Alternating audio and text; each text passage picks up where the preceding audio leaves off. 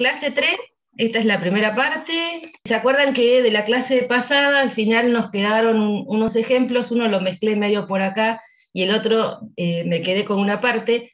En realidad era parte del problema que tenían en la práctica, el último, uno de los problemas con... Entonces mi objetivo es resolver esa integral, pero esa integral no es tan obvia, o sea, antes de avanzar tengo que ver si es parte del trabajo de hacer cuentas con dipolos, pero es sobre el eje X, que es lo que normalmente uno no hace cuentas sobre el dipolo, ¿no, Flavia?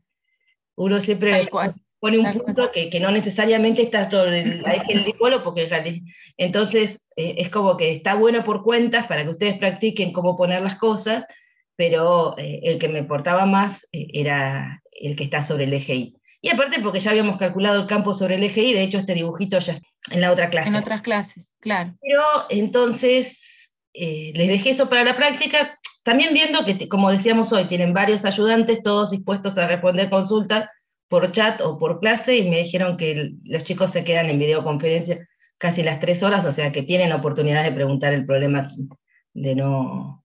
Y también nos pueden preguntar a nosotros en el recreíto si quieren. La semana pasada terminamos la clase con una definición que se llamaba la energía de la configuración, que era como la energía que se invirtió, entre comillitas, ¿no? En esa imaginación de que yo agarraba la carga y con el dedo, ¿viste? Y le iba poniendo los lugares donde iba a ocupar en el espacio. Y obviamente esto es pensar cómo armé esa configuración de dos carguitas, una cuenta bastante sencilla. Y eso era el trabajo que llevaba ir colocando cada una de esas cargas en los puntos que iban a ubicar finalmente. Acá tenemos dos trabajos, uno es traer la primera carga, que es, acá elegí traer a la positiva, bien, entonces como no hay nadie, cuando traje la positiva y la puse acá en esta posición, que es menos A, entonces tuve un trabajo 0.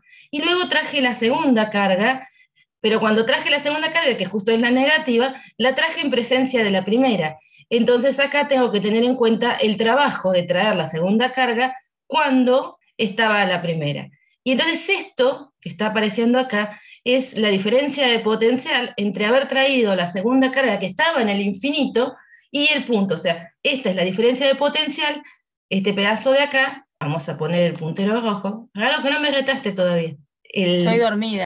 Ah, claro. Este es entonces, eso que estoy marcando acá es la diferencia de potencial entre el infinito, que se acuerdan que para una carga puntual el potencial en el infinito lo elegíamos 0, y la posición final que va a ocupar la carga, que es siempre medida relativa a la carga que hace el potencial. ¿Está bien? Entonces, esta carga, la positiva, genera un potencial en todo el espacio que en el infinito vale 0 y en la posición donde finalmente voy a ubicar a la carga negativa vale Q sobre 4pi epsilon 0 y la distancia es 2a. Entonces, listo, eso es el trabajo, la cuenta final es eso. Esa sería la energía de la configuración. Bueno, ahora supónganse que queremos, Claro. para diferenciar, porque eso suele marear, ¿no? Energía de la configuración, como usamos trabajo en la idea de armar la configuración, suele variar a veces con cuál es la diferencia de potencial ahora, ¿bien? Porque ahí es la energía, fui trayendo de a una, calculé, y bueno, si hubiera traído más, seguiría haciendo la misma cuenta. Aplicaría la misma lógica. Otros términos donde aparecen primero la carga que estoy trayendo y segundo la diferencia de potencial de la carga que genera el potencial en el espacio. Si hay varias cargas, tengo que calcular la diferencia de potencial total. Para hallar el potencial eléctrico, lo voy a hallar sobre el eje Y, claro, si acá dejé el dibujo tal cual, para que recordaran que el otro día, cuando hicimos la cuenta del potencial eléctrico del dipolo sobre del campo eléctrico del dipolo sobre su eje, nos dimos cuenta que teníamos dos vectores, que había que descomponerlos, que en la dirección del eje Y nos quedaba un campo 0 y en la dirección del eje X nos quedaba un campo que era 2 veces la contribución en X de los campos de las cargas. Pero cuestión era que lo que había que hacer, que normalmente no les gusta, es descomponer vectores y sumar vectores. Bueno, vamos por el potencial. En el potencial simplemente tengo que escribirlo. Entonces el potencial de las cargas lo puedo escribir, siempre estoy manteniendo la referencia en el infinito igual a 0, como el potencial de la carga positiva, que vale Q sobre 4pi epsilon 0R, donde R, por ejemplo, para este mismo punto donde habíamos calculado el campo,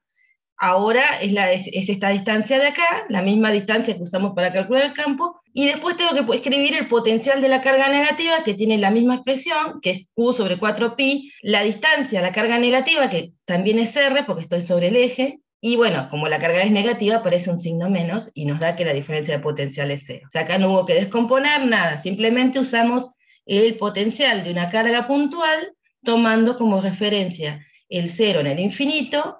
Entonces, eso el otro día demostramos que era Q sobre 4pi epsilon 0, y R es la distancia que mide desde la carga puntual que genera potencial al punto donde lo quiero calcular. Entonces, simplemente sumo escalares. Así que el potencial ahí me dio 0. Y me puedo preguntar si tengo que realizar algún trabajo para desplazar una carga a lo largo del eje Y. ¿Ustedes qué opinan? ¿Tengo que hacer trabajo para desplazar una carga a lo largo del eje Y? Depende del sentido. ¿Cómo calculábamos el trabajo? Sería una tercera carga, ¿no? Estamos de acuerdo. Meto una tercera carga acá donde puse el cursor y la empiezo a mover para donde le guste más a ustedes, para arriba o para abajo, pero me tengo que mover sobre el eje Y. Y la pregunta es si tengo que hacer algún trabajo para mover esa carga. Sí, tienes que hacer trabajo. Bien. ¿Cómo calcularías el trabajo? Bien es entre comillitas, ¿no? Porque tenemos que avanzar en la idea. Como la variante del potencial. Ok. Entonces sería la carga que quiero mover, vamos a ponerle Q', por la diferencia de potencial entre dos puntos sobre el eje Y. ¿Sí? Porque estoy moviendo a lo largo del eje Y. ¿Y cuánto nos da eso? Esa variación de potencial. ¿Se dan cuenta lo que estamos diciendo? Movemos otra carga, ¿no? Entre dos puntos sobre el eje. Está acá, por ejemplo, más cerca de las cargas, por acá. Después, si quieren, consideramos el otro caso. ¿Está bien? La movemos para abajo. Porque, sí. Obviamente, cuando la movemos a esa carga para abajo, la carga positiva, si yo muevo una carga positiva, se va a oponer y la carga negativa va a traer, ¿no? La pregunta es, ahí está escribiendo Flavia. Va a dar positivo. ¿Y cuánto vale va a dar positiva la diferencia de potencial? ¿Cuánto vale el potencial cómo calcularías el potencial en un punto? En un punto en el inicial, por ejemplo, este punto. Lo calculamos recién, ¿cuánto nos dio? Claro, esa es la pregunta. ¿Qué pasa con este delta B? Claro, si vamos del punto P a un punto más cercano por acá, pero siempre moviéndonos sobre el eje X. En el punto P nos dio... Daría 0, pero ¿qué significa que el potencial sea 0? Bien, daría 0, perfecto. ¿Qué significa? ¿Se acuerdan que hablamos algo de superficies equipotenciales? Flavia, en principio que dé 0 en un punto, en principio significa que dio 0 en ese punto, porque... Tal cual.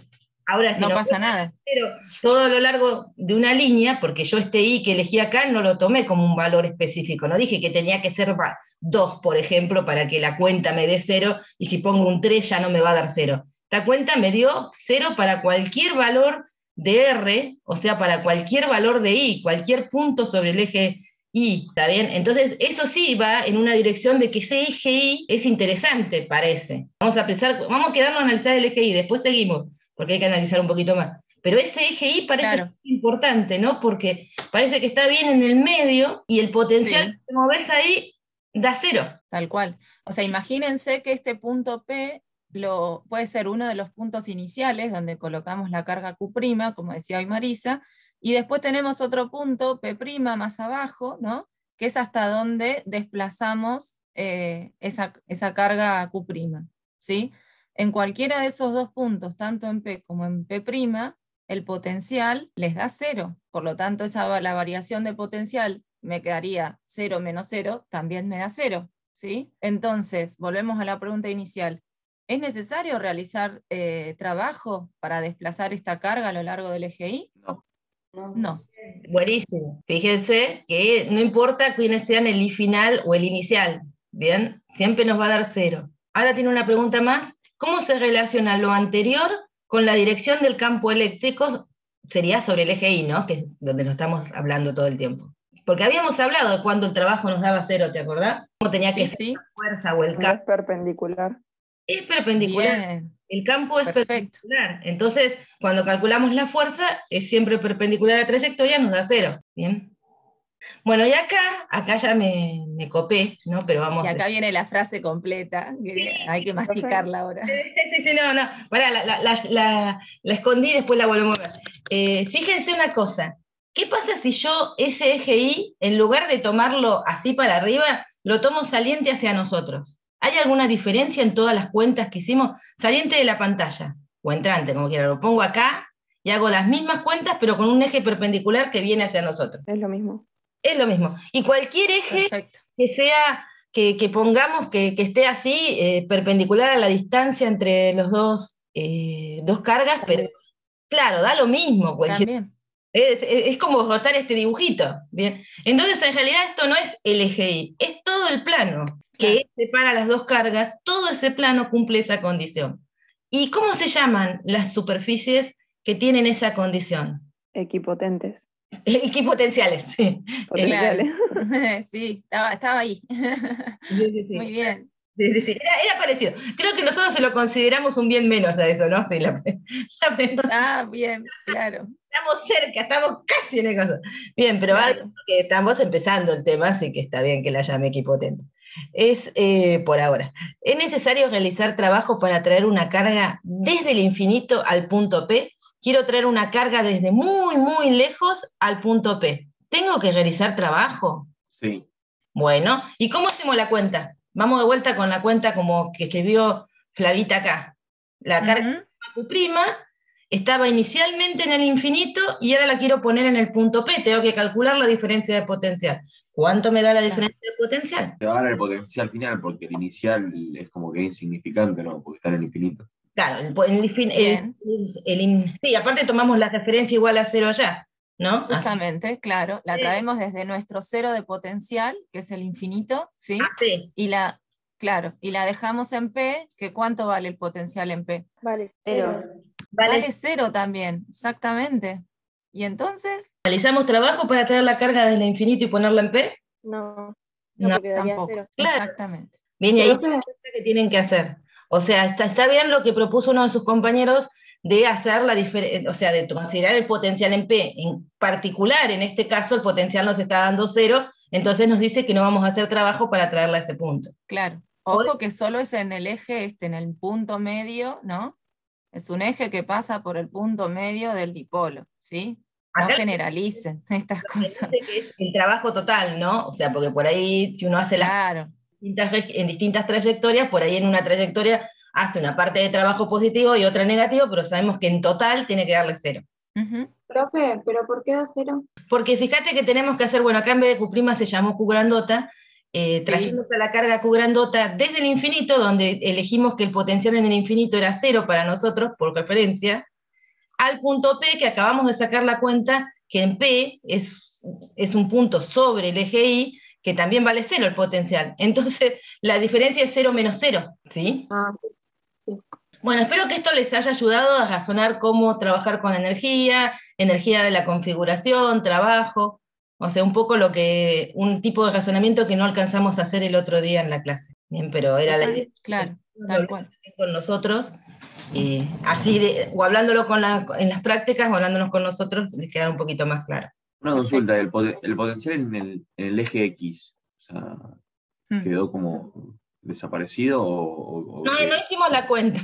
El potencial era parte del problema original, no hicimos la cuenta. Esta es la segunda parte, creo, del problema ese de dipolo que está en la práctica 2.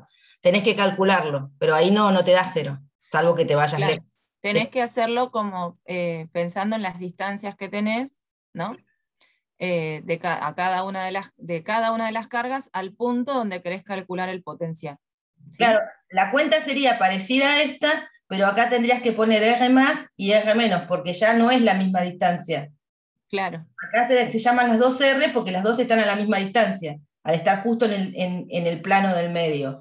Pero si vos te pones sobre el eje X, R más, por ejemplo, en el punto donde estoy poniendo el cursor, es más grande, porque tenés que poner la coordenada X más esta pequeña distancia que tenés del dipolo al origen. Y por ejemplo, y R menos en realidad es la coordenada X menos la distancia de la carga negativa al origen. Y ahí calculás sobre este lado. Puedes tener que poner sobre este lado y hacer lo mismo, y tenés que escribir R más ahora va a ser la distancia menos A, y la otra va a ser la distancia, y así te vas haciendo la cuenta. Claro, tenés que separar el eje como en 3 sectores, el eje X. O sea, bien a la izquierda, bien a los negativos, digamos, del eje, o sea, pasando bien, la carga positiva del lado negativo, donde digamos, está el cursor, claro, eso sería una región. Después tenés la región entre las cargas, que traten de elegir un punto para calcular el potencial, que no sea justo el punto medio, porque tienden a poner justo el punto medio, y eso es solo un valor, te no es contestan para que da cualquiera. te contestan que da 0 y les quedó Claro. ese. Después contestan todas las preguntas a partir de eso. Justo Y no. No, aparte justo está justo coincidiría con la coordenada igual a 0, está justo en el medio. No, eligen Claro. un punto por acá y hacen la misma cuenta, tienen que reescribir las distancias. Por ejemplo, acá la distancia a la carga negativa sería la coordenada X de ese punto rojo, sería A menos la coordenada X, y eso les da, claro, un pedacito, no puedo señalar porque tengo el puntero ahí, que va desde el punto rojo a la carga negativa. Y después la otra sería la coordenada X más A, que sería la distancia del punto rojo hacia la carga positiva. Y bueno, después hacen lo mismo del otro lado, o sea, como que tienen más trabajito. Creo que hay formas, si uno háganlo así, ustedes no se armen ruido con esto, pero creo que hay una forma de, si uno se pone inteligente, de reescribir, y creo que te quedan dos opciones nada más, como que podés reescribir todo más fácil, pero, o sea, sí. pero... Sí, pero la manera, primero para pensarlo, me parece que es más fácil que lo dividan en sectores y que piensen cómo reescribir, porque es un buen ejercicio ese también, cómo escribir las distancias en cada uno de esos tramos, de esos sectores que les queda dividido el eje X, y después sí, ves que haciendo un poco de álgebra puedes reacomodarlo y llegás a poder juntar a los casos, y bueno, y queda como una función. Y si no los juntan y los calculan igual en las 3 regiones, nosotros somos felices. Es lo mismo, sí, tal cual. O sea, nosotros le ponemos en la frase, podrían darse cuenta que esta es igual a esta, pero no, con que cuando lo hacen bien somos felices, o sea que no, sí, no pasa nada. No pasa nada. Ustedes, o sea, lo primero que tienen que hacer, que es lo que uno se siente más seguro, es decir, bueno, hay 3 regiones que parece que tengo que escribir esas distancias de forma diferente, entonces escribo la R más y la R menos y saco la cuenta. Acá les marco.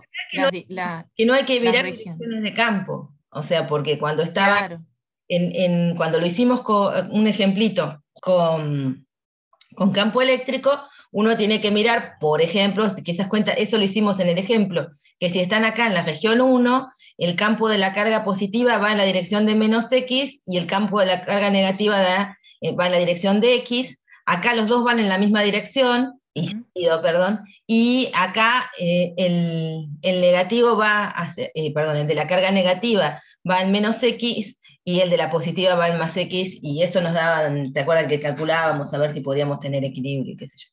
Perdón.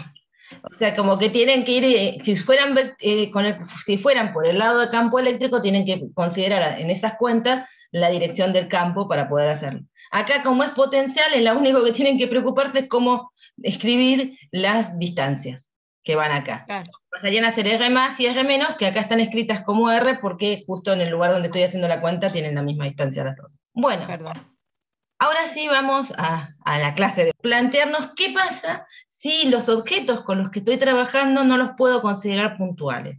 ¿Se acuerdan que dijimos que todo esto que estábamos viendo era decir, bueno, los objetos por ahí no son un punto, pero a los efectos de las distancias que considero y demás, puedo considerarlos como puntuales? Una esfera de 5 centímetros en 100 metros es nada, la considero puntual y hago la cuenta. Pero si no puedo hacer eso, si no tengo una posibilidad de comparativamente esa distancia a las que están entrando en mi problema, hacen que esa esfera de 5 centímetros sea apreciable. O sea, tengo una esfera de 5 centímetros separada de otra esfera de 5 centímetros en 10 centímetros. Y no, ahí no puedo hacer que es la interacción de 2 cargas puntuales. Bien, porque las distancias que tengo consideradas en el problema para calcular el campo, cualquier cosa, o sea, o la fuerza entre las cosas, el campo que generan las 2 esferas, todo eso no parece ser que las veo como puntos. Bien, quiero hacerlo en el entorno. Entonces voy a tener que tener en cuenta que eso tiene dimensiones. Entonces no puedo decir, Y bueno, no, considero como puntos y sumo los campos que generan cada uno de esos puntos. No, ahora tengo que decir, tengo dos esferas y tendré que ver el campo que genera una esfera y el campo que genera la otra. Entonces, tengo que ir a pensar cada uno de esos objetos como, como si fueran un objeto con dimensiones y la carga que tiene vas a tener, vas a estar distribuida en forma continua en ese objeto. Entonces, por eso digo distribuciones de carga continuas. Es decir, continuas en el sentido de que yo antes podía pensar las cosas como si fuera la suma de cargas puntuales, todo lo considero como puntitos y sumo, y ahora esos puntitos están uno al lado del otro en forma continua para formar todo el objeto cargado. Y acá es súper importante que distingan el soporte, o sea, el lugar donde estamos colocando las cargas de las cargas. Bien, yo puedo meter en una esfera cargas, por ejemplo, eso lo hicimos, ¿te acuerdan en la primera clase que cargábamos objetos? Entonces teníamos una esfera y le acercábamos algo cargado y las cargas se distribuían. Y bueno, yo puedo tener, por ejemplo, si yo cargue una esfera, puedo tener una carga distribuida en forma uniforme en esa esfera, o puedo hacer que se acomode distinto si acerco otro objeto cargado que hace que se acomode diferente. Entonces, hay que distinguir cómo es la simetría del objeto, o sea, simetría en el sentido de, es una esfera, es un cilindro, es un plano, o es algo feo, tiene una forma rara, de cómo es la simetría de la distribución de carga. Es decir, tengo una esfera que la cargué con cargas que se distribuyen uniformemente, entonces la simetría del soporte, o sea, la simetría, el hecho de que el soporte sea esférico, si tiene la densidad de carga distribuida uniformemente, esa densidad de carga también está con esa simetría esférica. Está como, digo, esa carga distribuida en el objeto tiene una simetría esférica. Si yo estoy haciendo algo para que no se acomode tan uniforme, y bueno, sí, el objeto es una esfera, pero las cargas no están simétricamente distribuidas en esa esfera. Tengo que ver cómo las acomode. O sea, es importante distinguir eso. Por ahí uno lo da como por alto, o sea, dice, tengo una esfera, listo, las cargas se distribuyen en la esfera todas igualitas. Sí, porque muchos de los problemas, casi el 99% de los problemas, ¿no,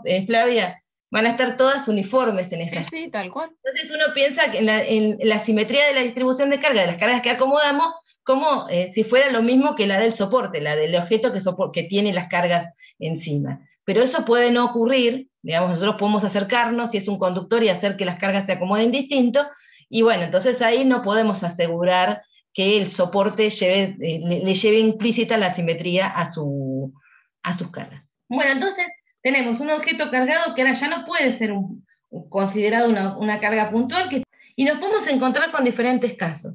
Que el objeto sea una especie de línea, bien, o sea, todas las cargas están alineadas. Ahí vamos a hablar de la densidad lineal de carga, y la vamos a llamar lambda, y van a ser culombios por metro. Bien, va a ser la cantidad de carga que tengo por unidad de longitud. Esa sería lambda. En general uno habla de lambda cuando el objeto es, por ejemplo, un alambre finito y largo, entonces la dimensión, el radio del alambre o la sección transversal del alambre, claro, la sección es menor que la longitud que tiene. Entonces, si yo tengo un alambre no sé, de 1 metro, lo estiro así, lo pongo, y tiene 1 milímetro de espesor, y es ya una densidad lineal de carga, para los efectos de hacer las cuentas.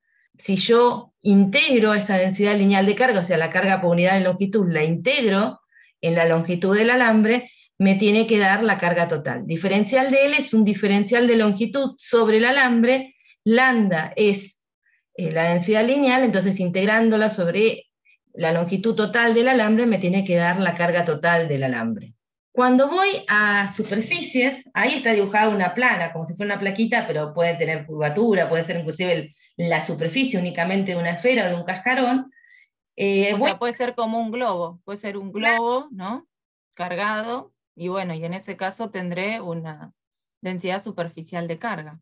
Vamos a ver cómo obtener estas densidades en particular, no se preocupen, vamos a trabajar sobre ello.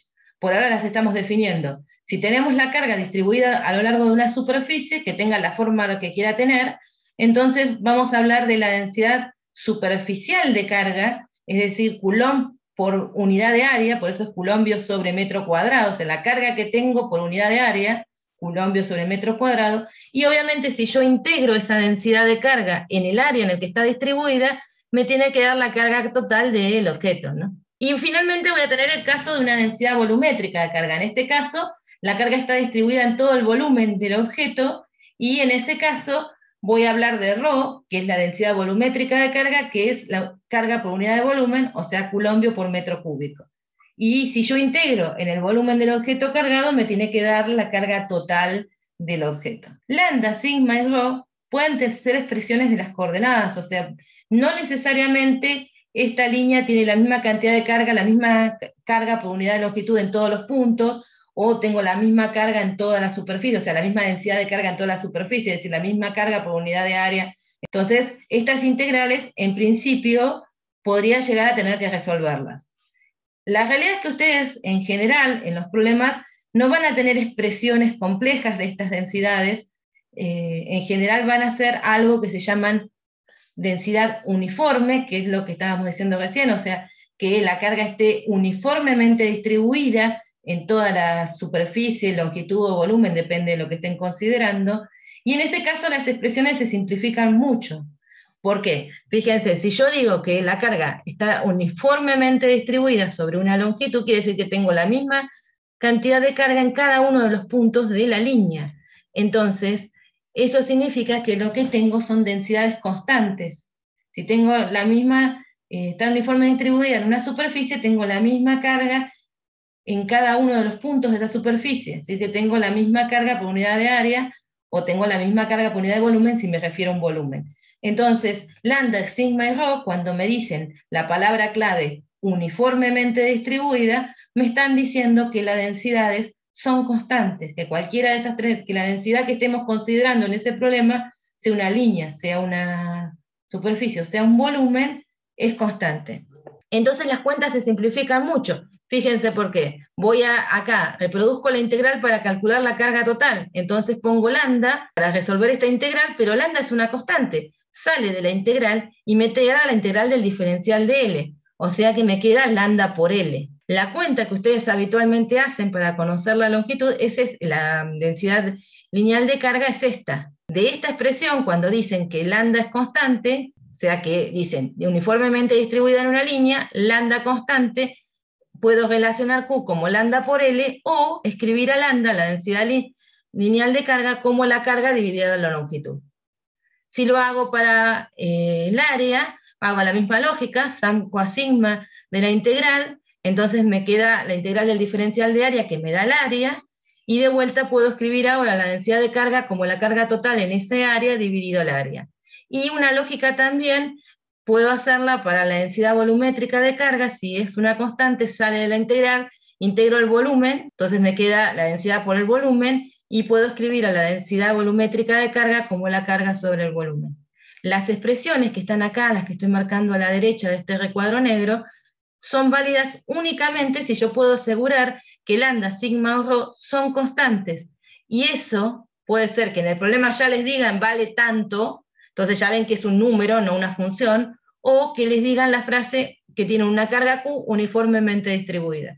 Si les dicen uniformemente distribuida o le dan los valores constantes de las densidades de carga, estas expresiones son completamente válidas. Pueden jugar con estas para sacar o la carga o las densidades de un lado para el otro. Si no, tienen que venir por el lado de la integral y resolver la cuenta. Perdón, no estoy entendiendo bien por qué sale, o sea, tipo Q sobre L o Q sobre A o Q sobre B. A ver, mirá acá la primera, porque en total es lo mismo. ¿Estamos de acuerdo que yo, si lambda es constante, lo puedo sacar de la integral? O sea, Sí. si lambda no varía con la longitud, o sea, no hay ningún parámetro que te diga que tenés carga más acumulada en un extremo que en el otro, o en el medio de esta línea de carga, entonces lambda va a ser siempre el mismo valor, con lo cual podés sacarlo fuera de la integral. Y eso te queda, una vez que vos integrás en toda la longitud, la solución es lambda por L. La expresión que te queda entonces es que la carga total va a ser igual a lambda por L. De ahí vos despejás lambda. Claro. La longitud, la densidad, sí, la longitud ya pasa dividiendo, ¿sí? Bien, genial. Sí, ese es el despeje que uno hace. Lo importante que tengan en cuenta antes de hacer la cuenta que está de este lado, porque después sobre todo en las prácticas, les enseñan mucho a hacer trucos con proporcionalidades y cosas, es que a ustedes tienen que leer para poder hacer este tipo de relaciones o la frase uniformemente distribuida, o les tienen que dar los valores de la densidad lineal, la densidad superficial o la densidad volumétrica como un valor constante. Le dicen vale ρ o vale 3 coulombios por metro cúbico, les tienen que dar un valor numérico constante o un valor ρ0, vale. Entonces ya saben que ya está, no depende de nada. Si le dan una función, ya estas relaciones que están estas relaciones ya no valen, ¿bien? Porque no vale hacer la cuenta que hicimos acá. Y se tienen que venir a estas expresiones para ver qué hacer. Vamos a ver un ejemplo ahora, en algún momento cuando veamos los ejemplos. Esta es simplemente la definición. Bueno, entonces ahora nos encontramos con una distribución continua de cargas y nos vamos a preguntar qué hacemos ahora para calcular el campo y el potencial. Si ya no puedo utilizar así el campo o el potencial de cargas puntuales, ¿qué puedo usar de los principios que aprendí hasta ahora? ¿Quién creen que todavía vale? El trabajo. No, va a venir el trabajo, sí, pero pensemos... El trabajo viene asociado con el potencial siempre, ¿no? Claro. Ahí podemos llegarlo a pensar. Pero si queremos calcular campo... ¿Con superposición? Bien, sí, superposición, sí. Lo que dijo la chica recién no está mal, o sea, porque nosotros vamos a volver a jugar con trabajo, con todas esas cosas vuelven porque valen, pero valen todas porque vale el principio de superposición. Es decir, ¿qué voy a hacer ahora? Lo que voy a imaginarme al valer al principio de superposición es que estas distribuciones continuas las puedo pensar como si fueran cargas puntuales pero diferenciales de carga. O sea, que en cada punto yo me imagino, bueno, tengo todo ese objeto cargado y bueno, miro un puntito y a ese puntito le asigno un diferencial de, supónganse si es superficie de superficie, que va a tener obviamente un diferencial de carga. Entonces tomo un pequeño diferencial, si es un objeto cargado en superficie, de superficie, y eso va a tener asignado un diferencial de carga. Y como es un diferencial, va a ser un punto. Y lo voy a poder tratar como si fuese una carga puntual. Entonces, aplicando el principio de superposición, voy a sumar todos los diferenciales. ¿Y qué hace uno cuando suma diferenciales? Y bueno, lo que hace es integrar. Bien, entonces si me imagino a todo el objeto como si fuese, acá es un objeto volumétrico, entonces tomé un pequeño volumen dentro del objeto y a ese volumen le asigné un diferencial de volumen que va a tener un diferencial de carga y que va a generar un campo en este punto. Y el tema es que tengo que ver las contribuciones de todos los diferenciales de volumen, o sea, de todos los diferenciales de carga asociados con cada diferencial de volumen, para ver las contribuciones acá. Entonces es medio la misma lógica que antes. Antes decía, bueno, estoy pensando en cargas puntuales, sumo todas para ver cuál era el campo ahí. Ahora las cargas puntuales se llaman diferenciales de carga y sumo los efectos de todas para calcular el campo en un punto. Entonces, como tengo que sumar diferenciales, el camino es integrar. Y lo mismo me pasa con el potencial en el punto, tengo que integrar. Obviamente me encuentro con, en el caso del campo eléctrico, me encuentro con que voy a integrar una expresión donde tengo una relación entre el diferencial de carga, la distancia, o sea, estas dos variables cambian, ¿no? El diferencial de carga se va tomando en distintos puntos del objeto y eso hace que también la distancia de ese diferencial de carga al punto varíe. Entonces, bueno, hay que entretenerse viendo cómo uno escribe ese diferencial de carga, cómo escribe la distancia y además tener en cuenta de cómo va a sumar vectorialmente. Ahora vamos a ver ejemplos. 2 ejemplos sencillos, son los básicos, están en todos los libros y no nos vamos a apartar de eso. De hecho, creo que Fabiana ahora sacó en la práctica 3 la idea de hacer... o sea, por el campo por integración. Digamos. Y en el potencial tienen la misma lógica, solamente que si bien tenemos que relacionar el diferencial de carga y el R, no tenemos el problema de tener que además prestar atención qué dirección van a ser los campos que generan cada uno de los diferenciales de carga. Cuando hacemos esta lógica, cuando escribimos esta expresión de esta forma, estamos asumiendo que el potencial en el infinito vale 0. Vamos a ver después que esto vale siempre si los objetos cargados tienen una dimensión finita. ¿Eso qué quiere decir? Que son objetos que están acotados en el espacio. Y quiere decir que si yo me alejo lo suficiente, mucho, al final, lo suficientemente lejos los voy a terminar viendo como un punto. Entonces, muy lejos, en el infinito, se van a comportar como si fueran cargas puntuales. ¿Se entiende la lógica? esto que vinimos hablando de la clase, de que si las dimensiones involucradas en el problema, las distancias, son muy grandes comparadas con el tamaño de los objetos son como puntos. Bueno, acá se aplica esta idea. Yo puedo tener un objeto que estando muy cerca, lo veo con un tamaño apreciable, pero cuando me alejo mucho, se va a aparecer una carga. Cuando se cumple esa condición, que son todos objetos que no se entienden hasta el infinito, bueno, entonces esto lo puedo calcular por integración de los potenciales que corresponden a cada uno de los puntos, que le asigno un diferencial de carga, y estoy tomando como referencia en esta integral el potencial en infinito igual a 0. Ustedes van a ver que nosotros después también hacemos otras aproximaciones, que es suponer, cuando ya no podemos decir que eso es tan finito, digamos, como podemos imaginar les dicen una línea infinita cargada. Y yo digo, bueno, entonces me alejo, siempre veo que hay una línea ahí. O sea, siempre va a estar, o un plano infinito, siempre lo voy a ver. No importa cuánto me aleje, nunca se va a ir a un punto. Bueno, cuando se dan esos problemas de esta forma, van a decir, bueno, pero muy reales no son, porque en realidad yo nunca voy a tener un plano, voy a tener una plaquita metálica. Bueno, pero a veces poder estar muy cerca de la placa, ver esas dimensiones y qué sé yo, nos va a impedir por ahí hacer esta integral, pero nos va a dar un método que es mucho más fácil para resolver. Entonces, tampoco lo descartemos. En principio acá estoy suponiendo objetos que tienen una dimensión acotada en el espacio, y cuando tienen ese caso, el potencial lo puedo calcular por superposición de potenciales de cargas puntuales, que implican la referencia en el infinito igual a 0. Y en el caso del campo eléctrico no hay problema, porque ahí no hay referencia, tengo que integrar la superposición de cargas puntuales, pero bueno, es una integración donde tengo que ver el carácter vectorial. Y nos podemos dejar dos preguntas para responder a lo largo de la clase. Una es cómo logramos las distribuciones de cargas continuas, y otra cómo aplico estas expresiones. O sea, cómo logramos estas distribuciones de cargas continuas un poco apunta a cómo, por ejemplo, logro una densidad superficial de carga. Esa sería una cosa. O sea, cómo puedo ir viendo que tengo una densidad lineal o tengo una densidad superficial. Esa tiene que ir apareciendo cuando vayamos trabajando con los distintos objetos. ¿Cómo aplico las expresiones? Es otra de las cosas que tenemos que aprender, lo vamos a ver ahora con dos ejemplos. Y ahí van a entender un poco más de qué significan eso que tengo ahí. Entonces ahora quiero ver el campo generado por un anillo delgado de radio R y carga Q uniformemente distribuida sobre su eje. Fíjense que tenemos la palabra mágica de uniformemente distribuida, y el sobre su eje en realidad es que quiero que el campo generado sobre su eje, quedó mal, ¿no? Redactado para variar. Campo generado. Quedó como desordenado. Sobre su eje, porque sí, que tenemos un anillo delgado de radio de recarga Q que está uniformemente distribuida, si quieren le ponemos un paréntesis, ahora se lo agrego, sobre su eje. O sea, la carga no es la que está distribuida sobre su eje, sino, obviamente, porque no tiene sentido carga distribuida sobre su eje, porque no hay nadie en el eje de un anillo. Estamos todos de acuerdo en eso. La carga puede estar sobre el anillo, nada más, no en el eje. No, como loca. Ahí te voy a poner entre paréntesis.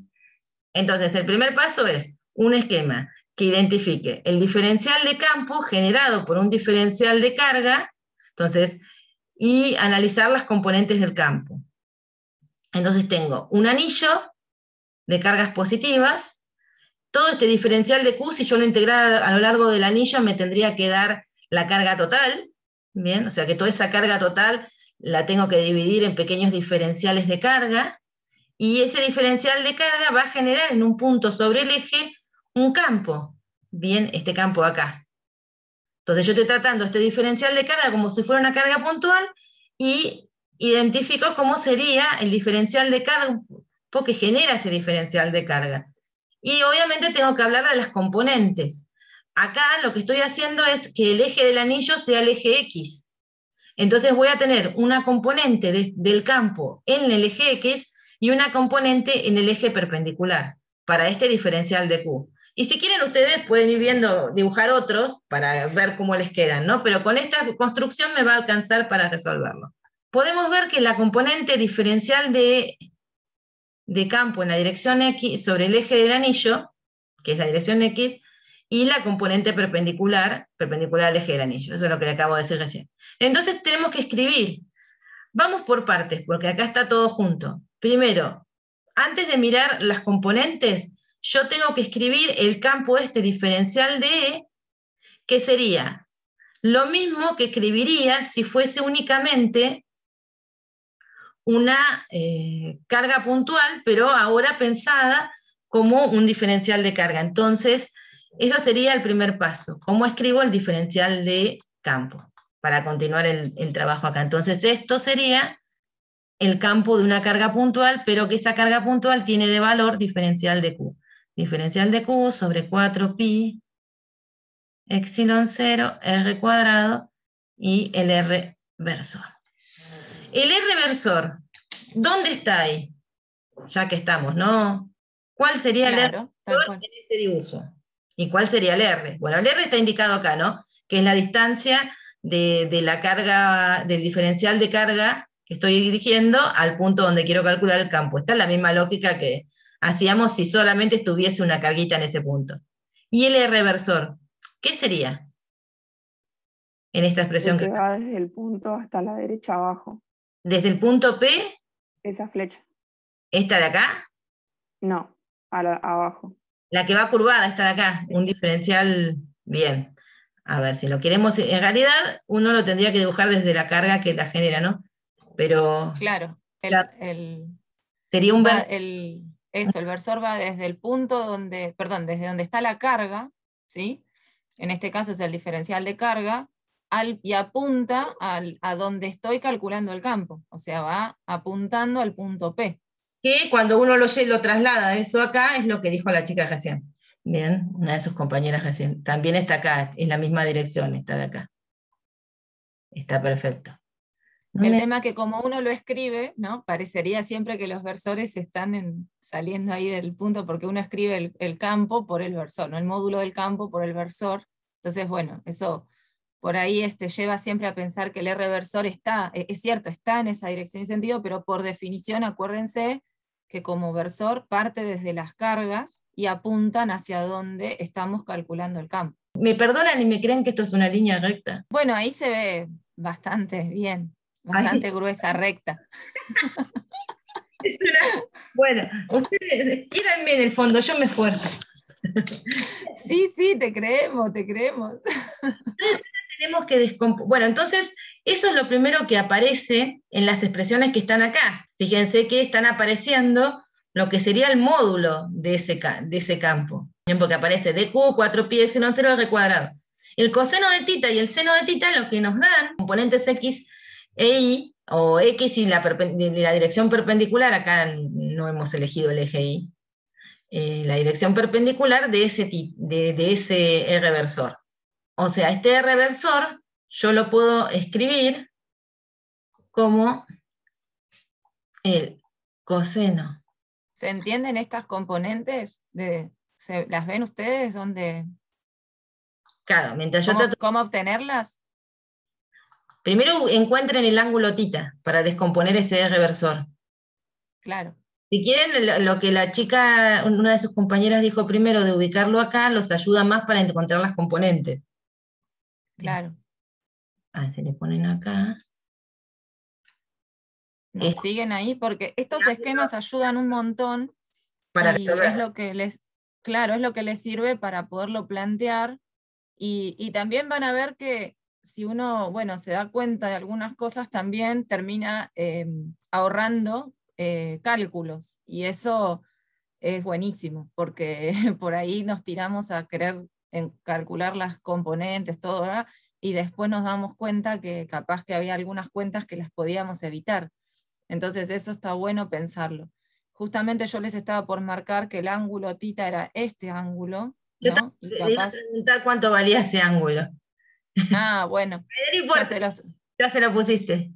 Claro, porque por ahí ayuda, ¿no? Fíjense que son ángulos que se llaman opuestos por el vértice, seguramente les sonarán conocidos, y bueno, justo este ángulo que está marcado acá como tita, que es el ángulo que forma esta distancia, la distancia que hay entre la carga y el punto donde quiero calcular el campo, coincide justamente con la dirección, ¿no? del vector campo, el diferencial de campo que vamos a tener, y entonces nos ayuda a poder encontrar las componentes de este vector, tanto en la dirección del eje del anillo, como en la dirección perpendicular al eje del anillo.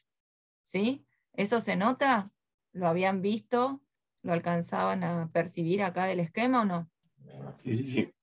¿Sí? Bien. Y entonces, con este ángulo y esta ayuda, salen estas componentes, estas expresiones que están acá abajo, que la componente X es el módulo del campo por el coseno de ese ángulo, y la componente perpendicular a ese eje será el módulo del campo por el seno del ángulo. ¿Eso entonces está claro? Claro, pues si acá tienen el E reversor y lo reemplazan en esta expresión que les puse acá del diferencial de campo, les aparecen las dos componentes. También, O es sea, la otra manera, claro. directamente. Sí, sí. O sea, ¿se acuerdan que el objetivo es, primero escribo cómo es el diferencial de campo, que le tengo que poner el módulo, que ya sabemos cuánto es, y el E reversor. El siguiente paso es escribir el E reversor en alguna forma. Lo acabo de escribir, entonces tengo las componentes del campo. Ahora que tengo las componentes del campo, tengo que analizar si alguna simetría de este problema me ayuda. Es decir, analizar si por simetría se anula alguna componente. Eso quiere decir, porque normalmente en estas cosas simétricas algo se anula y hay que hacer cuentas menos. Si las hacen, todas también les va a dar 0, pero se esfuerzan haciendo una cuenta que no necesitan. Entonces, Claro. Si se fijan, nosotros podemos tomar otro diferencial de carga que esté exactamente enfrente del diferencial de carga que eligieron antes. O sea, entonces el diferencial de carga que eligieron primero se llama, genera un campo diferencial de E1, y si elijo uno exactamente enfrente de ese, y hago la misma lógica, voy a tener un diferencial de campo E2 que va a tener el mismo módulo porque está exactamente a la misma distancia, o sea que el dq sobre 4pi epsilon 0 me va a valer, r cuadrado me va a valer lo mismo, y el R reversor, ahora fíjense que está apuntando en la dirección del diferencial de carga 2 hacia el punto. Bien, que es la dirección que marca, le pusimos al diferencial de campo 2. Acá en el dibujo lo que nos muestra es la componente perpendicular al eje, campo 1, y la que corresponde al campo 2.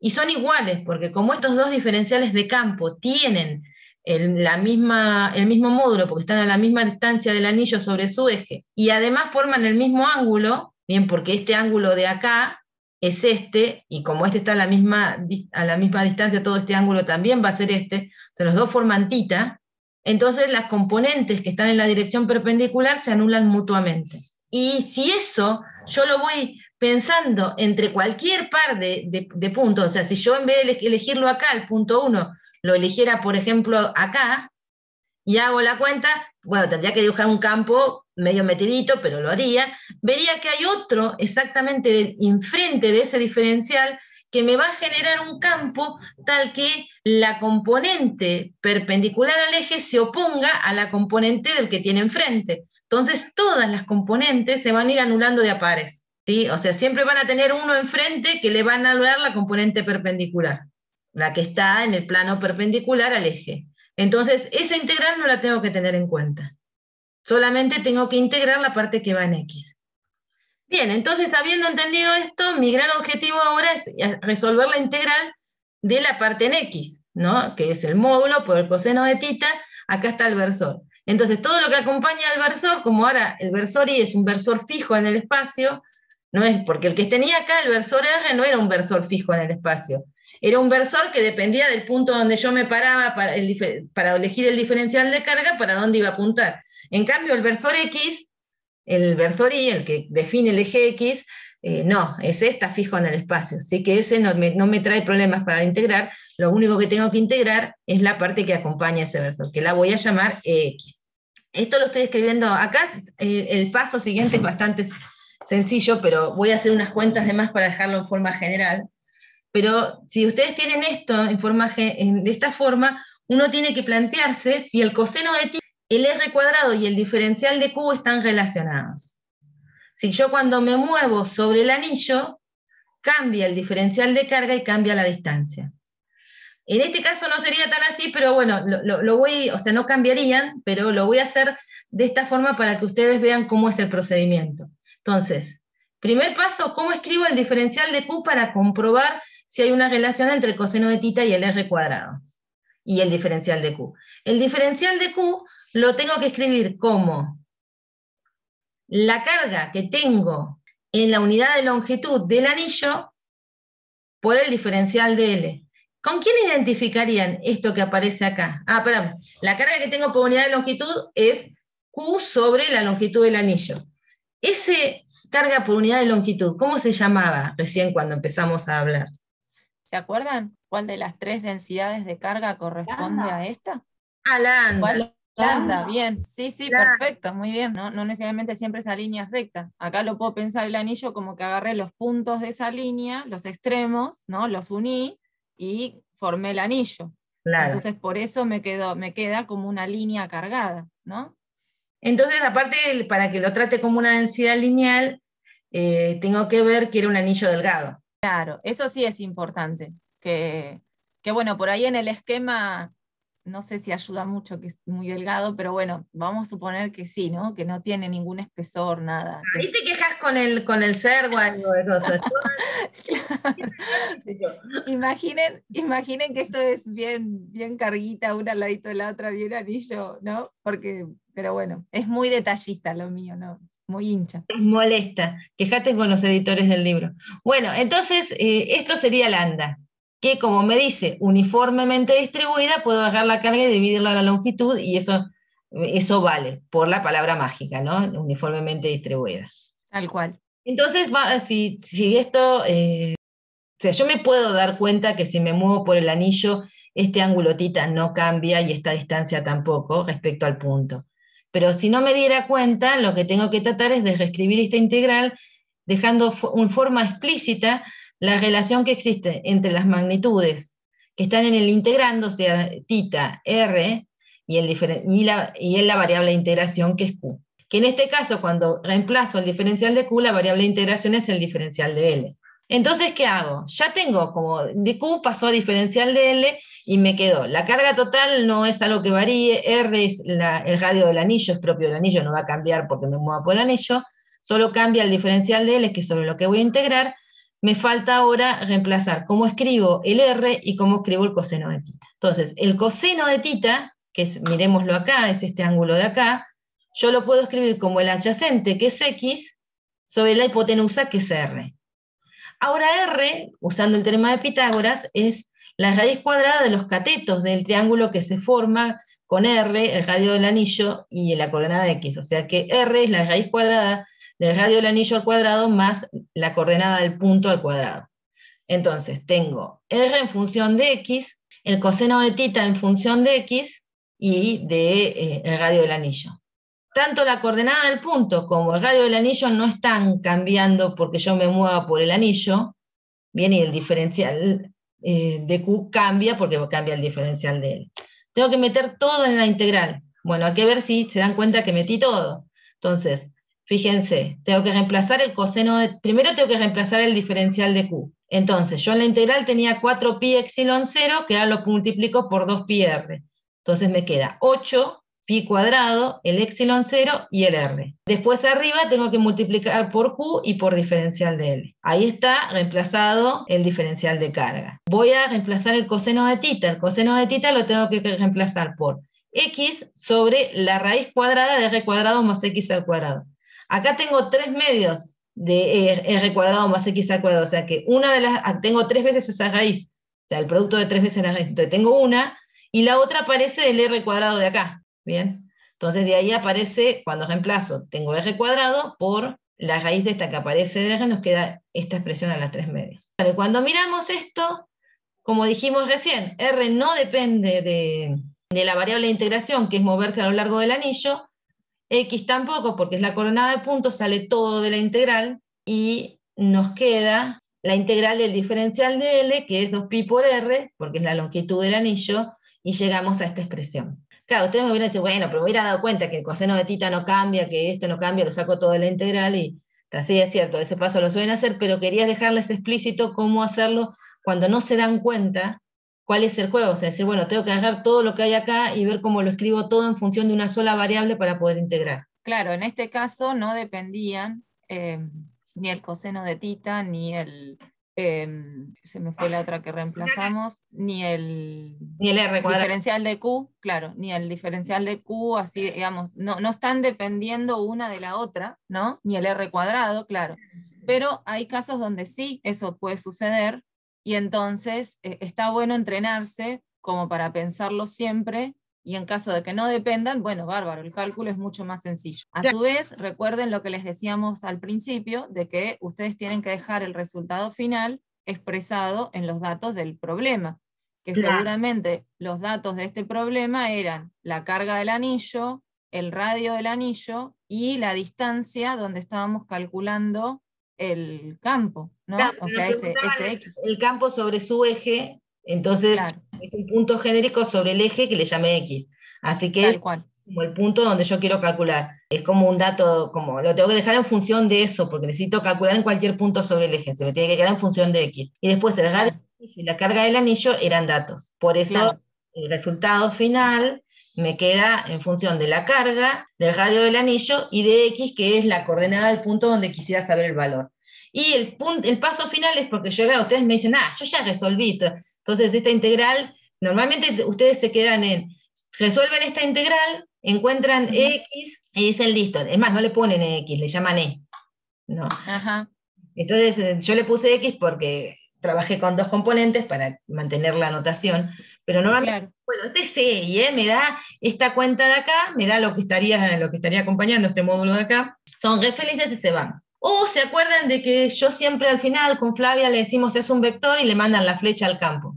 ¿Ven? Pero no le ponen la dirección y sentido, no le ponen el versor. Claro, o no le ponen el versor. Sonamos. Sino... El paso final de todas estas cosas es una vez que encontramos el módulo del campo o encontramos la única componente o las componentes que sobreviven del campo, hay que escribirlo en forma vectorial. Y no alcanza con ponerle la flecha arriba del campo. Si hay un vector de un lado de la ecuación, tiene que haber un vector del otro lado. ¿Sí? Entonces, claro. Tienen que dejar explícito eso. Claro, no puede haber un E con flechita de este lado y del otro lado nadie le pone el coso I. Es importante porque... El coso I. El versor I. Sabía que decir. ¿Viste cuando se te queda esto viste, son como los cursos en vivo en la tele? ¿Viste? Claro, tal cual. Esto es televisión en vivo. Claro. Otra pregunta. Sí. Dale. El Q sobre el dq, que es Q sobre 2 pi por R, es en este ejemplo, y después la integral de L también es en este ejemplo.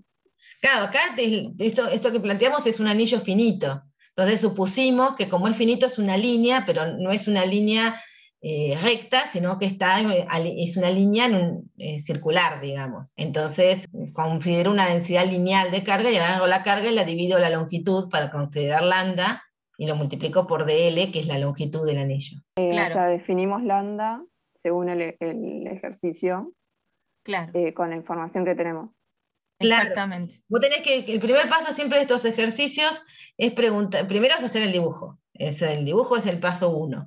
Pero cuando uno está intentando resolver esa integral de superposición y trata de escribir, la que empezamos a poner acá, cuando uno intenta resolver la integral esta que queremos resolver acá, ya ahí tenemos, dice, bueno, ya está, ya miré cómo eran los campos, miré qué componentes me quedan para resolver, porque por ahí te quedan más, capaz que tiene 2 componentes. O sea, miré que lo puedo escribir así en 2 integrales, en una, bla, bla. Tengo que resolver ahora lo que está dentro de la integral. Tengo que escribir todo en función de una sola variable, y bueno, ahí es decir, bueno, ¿cómo escribo el diferencial de Q? Miro el problema y digo, mira, es un anillo finito y uniformemente distribuido. Es una densidad lineal de carga que es constante porque tiene uniformemente distribuido. Mira, es una esfera. No se preocupen, no van a tener que entender una esfera. Es una esfera. Bueno, tengo una densidad volumétrica de carga. O sea, te tenés que preguntar ahí qué tipo de problema cómo está distribuida la carga para ver cómo escribís el diferencial de Q. Y después te tenés que preguntar si hay relaciones entre el dq, el R, o sea, la distancia esa R cuadrado, y el coseno de tita. Y el truco, si agarrás, no vamos a hacer muchos ejemplos nosotros, vamos a hacer 2 nada más hoy, pero en el libro tienen montones de otros ejemplos resueltos, en Silwell. Y por ejemplo, sí. ¿Cómo me doy cuenta que sería Q dividido 2pi por R? Porque te dice que el alambre es fino, es un alambre delgado, un anillo delgado, entonces te está diciendo que es finito, que lo puedes aproximar como si fuera una liñita que forma un círculo, No, Claro, el lambda siempre era, acordate, tiene que ver con la carga dividido la longitud de en este caso, por ser una densidad de carga lineal. Claro, por la definición que habíamos hecho antes. Ahora me Claro, es acordé. la longitud que ocupa esa carga, digamos. Sí, ¿sí? ahí está, ¿Y ahí qué está. longitud ocupa? Y bueno, ocupa digamos, la longitud, el perímetro de esta circunferencia, que es Claro. el anillo, ¿está bien? Entonces de ahí viene que en este caso sea 2pi por r, esa longitud, de que Claro, justamente... eso sí. No ¿Sí? me acordaba que era Genial. Q dividido la longitud. Y No, ahora está sí. bien si lo vimos hace un ratito. Claro, Sí, por estamos eso. viendo todo juntos. No pasa nada. Pero está buenísima tu pregunta, porque en esas cuestiones es donde siempre, cuando van a plantear ustedes los ejercicios, es donde a veces surgen las trabamos. dudas.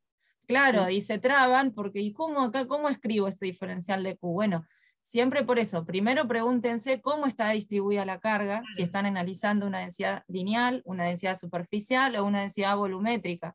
Y entonces de ahí vuelvan a la definición de cuál es cada una, y ahí, bueno, de acuerdo también a qué forma tenga ese objeto cargado, porque si fuera una línea recta tampoco lo vas a escribir como Q sobre 2πr, esto porque era un anillo. Claro. Entonces, bueno, tenemos que tener todo eso en cuenta para ver cómo escribimos ese diferencial de Q.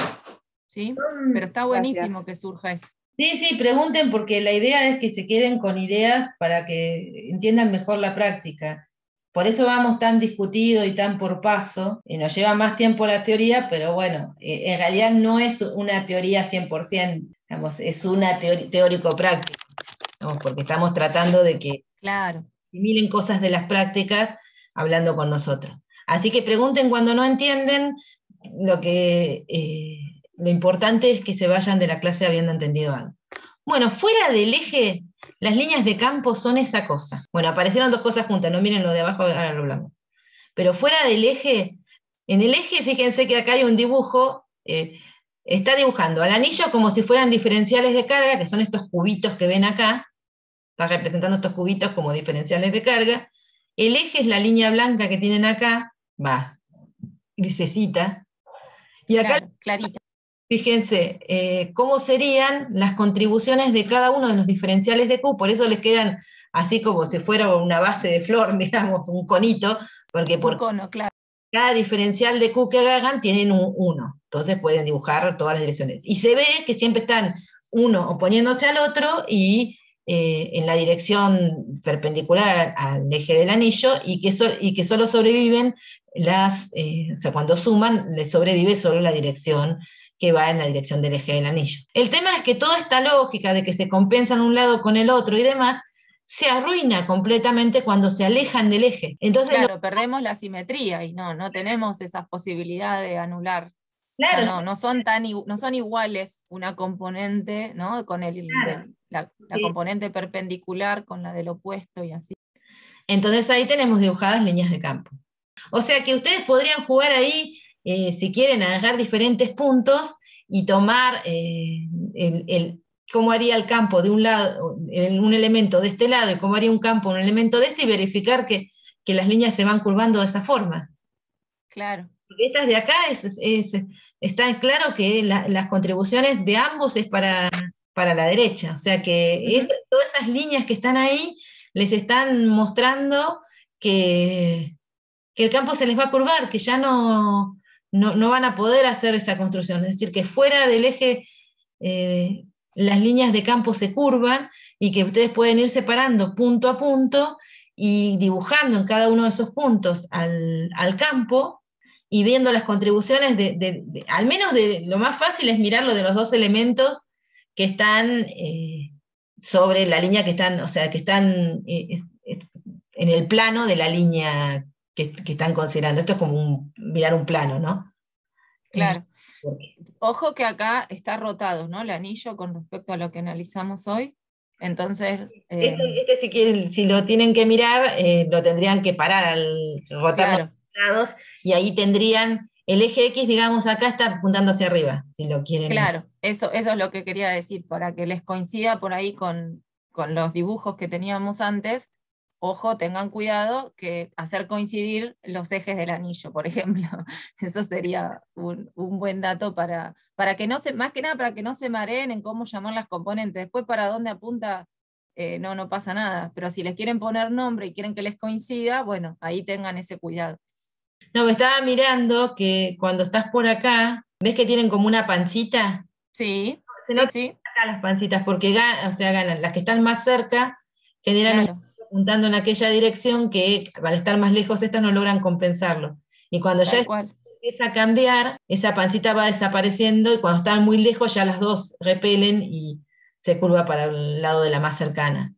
O sea, se empieza a curvar. Digamos. Está Sí, bueno, sí. se pueden jugar con en casa, agarrar distintas líneas y empezar a hacer los dibujitos y ver que si trazan la tangente de una de esas líneas es consistente con solo dibujar las que están en el mismo plano de la línea. O sea, si yo estoy acá, supongo que este es un corte transversal, elegir esta carga y esta carga de acá, este diferencial de carga de acá.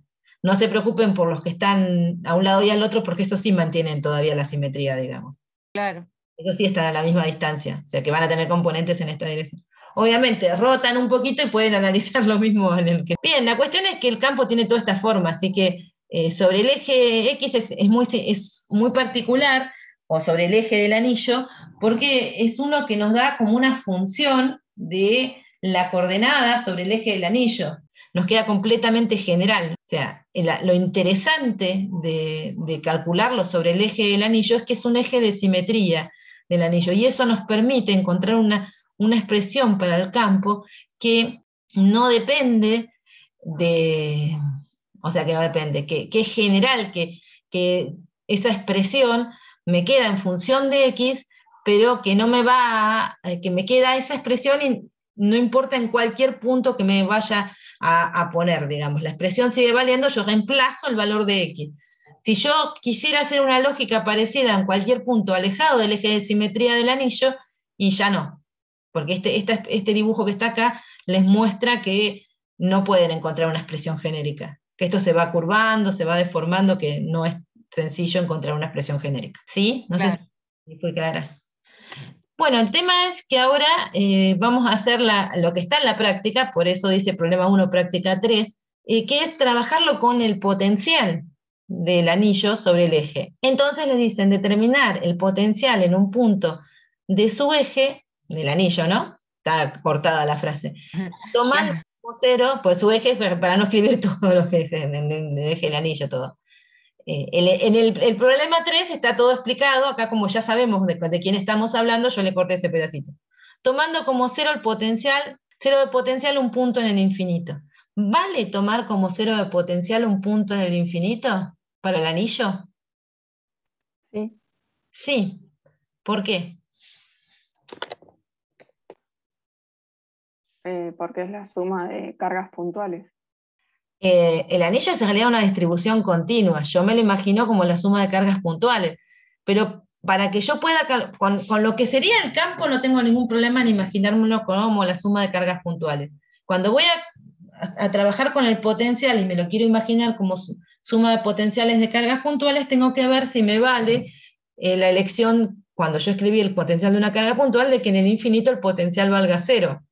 Entonces ahí me tengo que preguntar si yo me alejo lo suficiente, mucho del anillo, ¿lo puedo llegar a ver como si fuera un punto? Sí. Sí, entonces vale, entonces puedo integrar la expresión que tengo del potencial de una carga puntual. Entonces voy a calcular el campo sobre el potencial sobre el eje del anillo. Entonces voy a integrar un diferencial de potencial y va a ser dependiente de la variable x, ¿bien? Porque me voy a mover sobre el eje del anillo. Por eso dice integrar el diferencial de potencial que va a depender de la coordenada x generado por un diferencial de q. Bueno, entonces queda la expresión y tengo que integrar el potencial de una carga puntual, pero esta carga puntual tiene un diferencial de carga q. Entonces integro el potencial de los diferenciales de carga que están todos separados una distancia r que tengo que ver si ese R depende del diferencial de Q. Entonces, escribo nuevamente el diferencial de Q como lo había escrito antes, escribo el R como lo había escrito antes, obviamente, si este fuera el problema que hubiéramos empezado por esto, no sabemos a priori si dependen o no dependen, así que me voy a dar cuenta cuando lo escribo. Nosotros ahora, después de toda la cuenta que hicimos por el campo, ya lo sabemos, pero si fuera lo primero que hacemos con un anillo, no lo sabríamos, entonces escribo el diferencial de carga con las lógicas que hicimos antes, y el R sería nuevamente la distancia de cualquier diferencial de carga al punto donde quiero calcular, que es la raíz cuadrada de R cuadrado más X cuadrado. Reemplazo todo en la integral, bien, por eso me aparece el Q sobre el 8pi epsilon 0 R grande, el diferencial de L me queda, y me aparece raíz cuadrada que aparece de reemplazar el R. Entonces, cuando reemplazo todo, lo saco de la integral. O sea, imagínense que esto es la integral de reemplazo el diferencial de Q como Q de L sobre 2pi R, que nos queda 8pi epsilon 0 R, radio del anillo obviamente, y reemplazo la distancia R chiquita, R minúscula, por su relación con el radio del anillo y la coordenada X.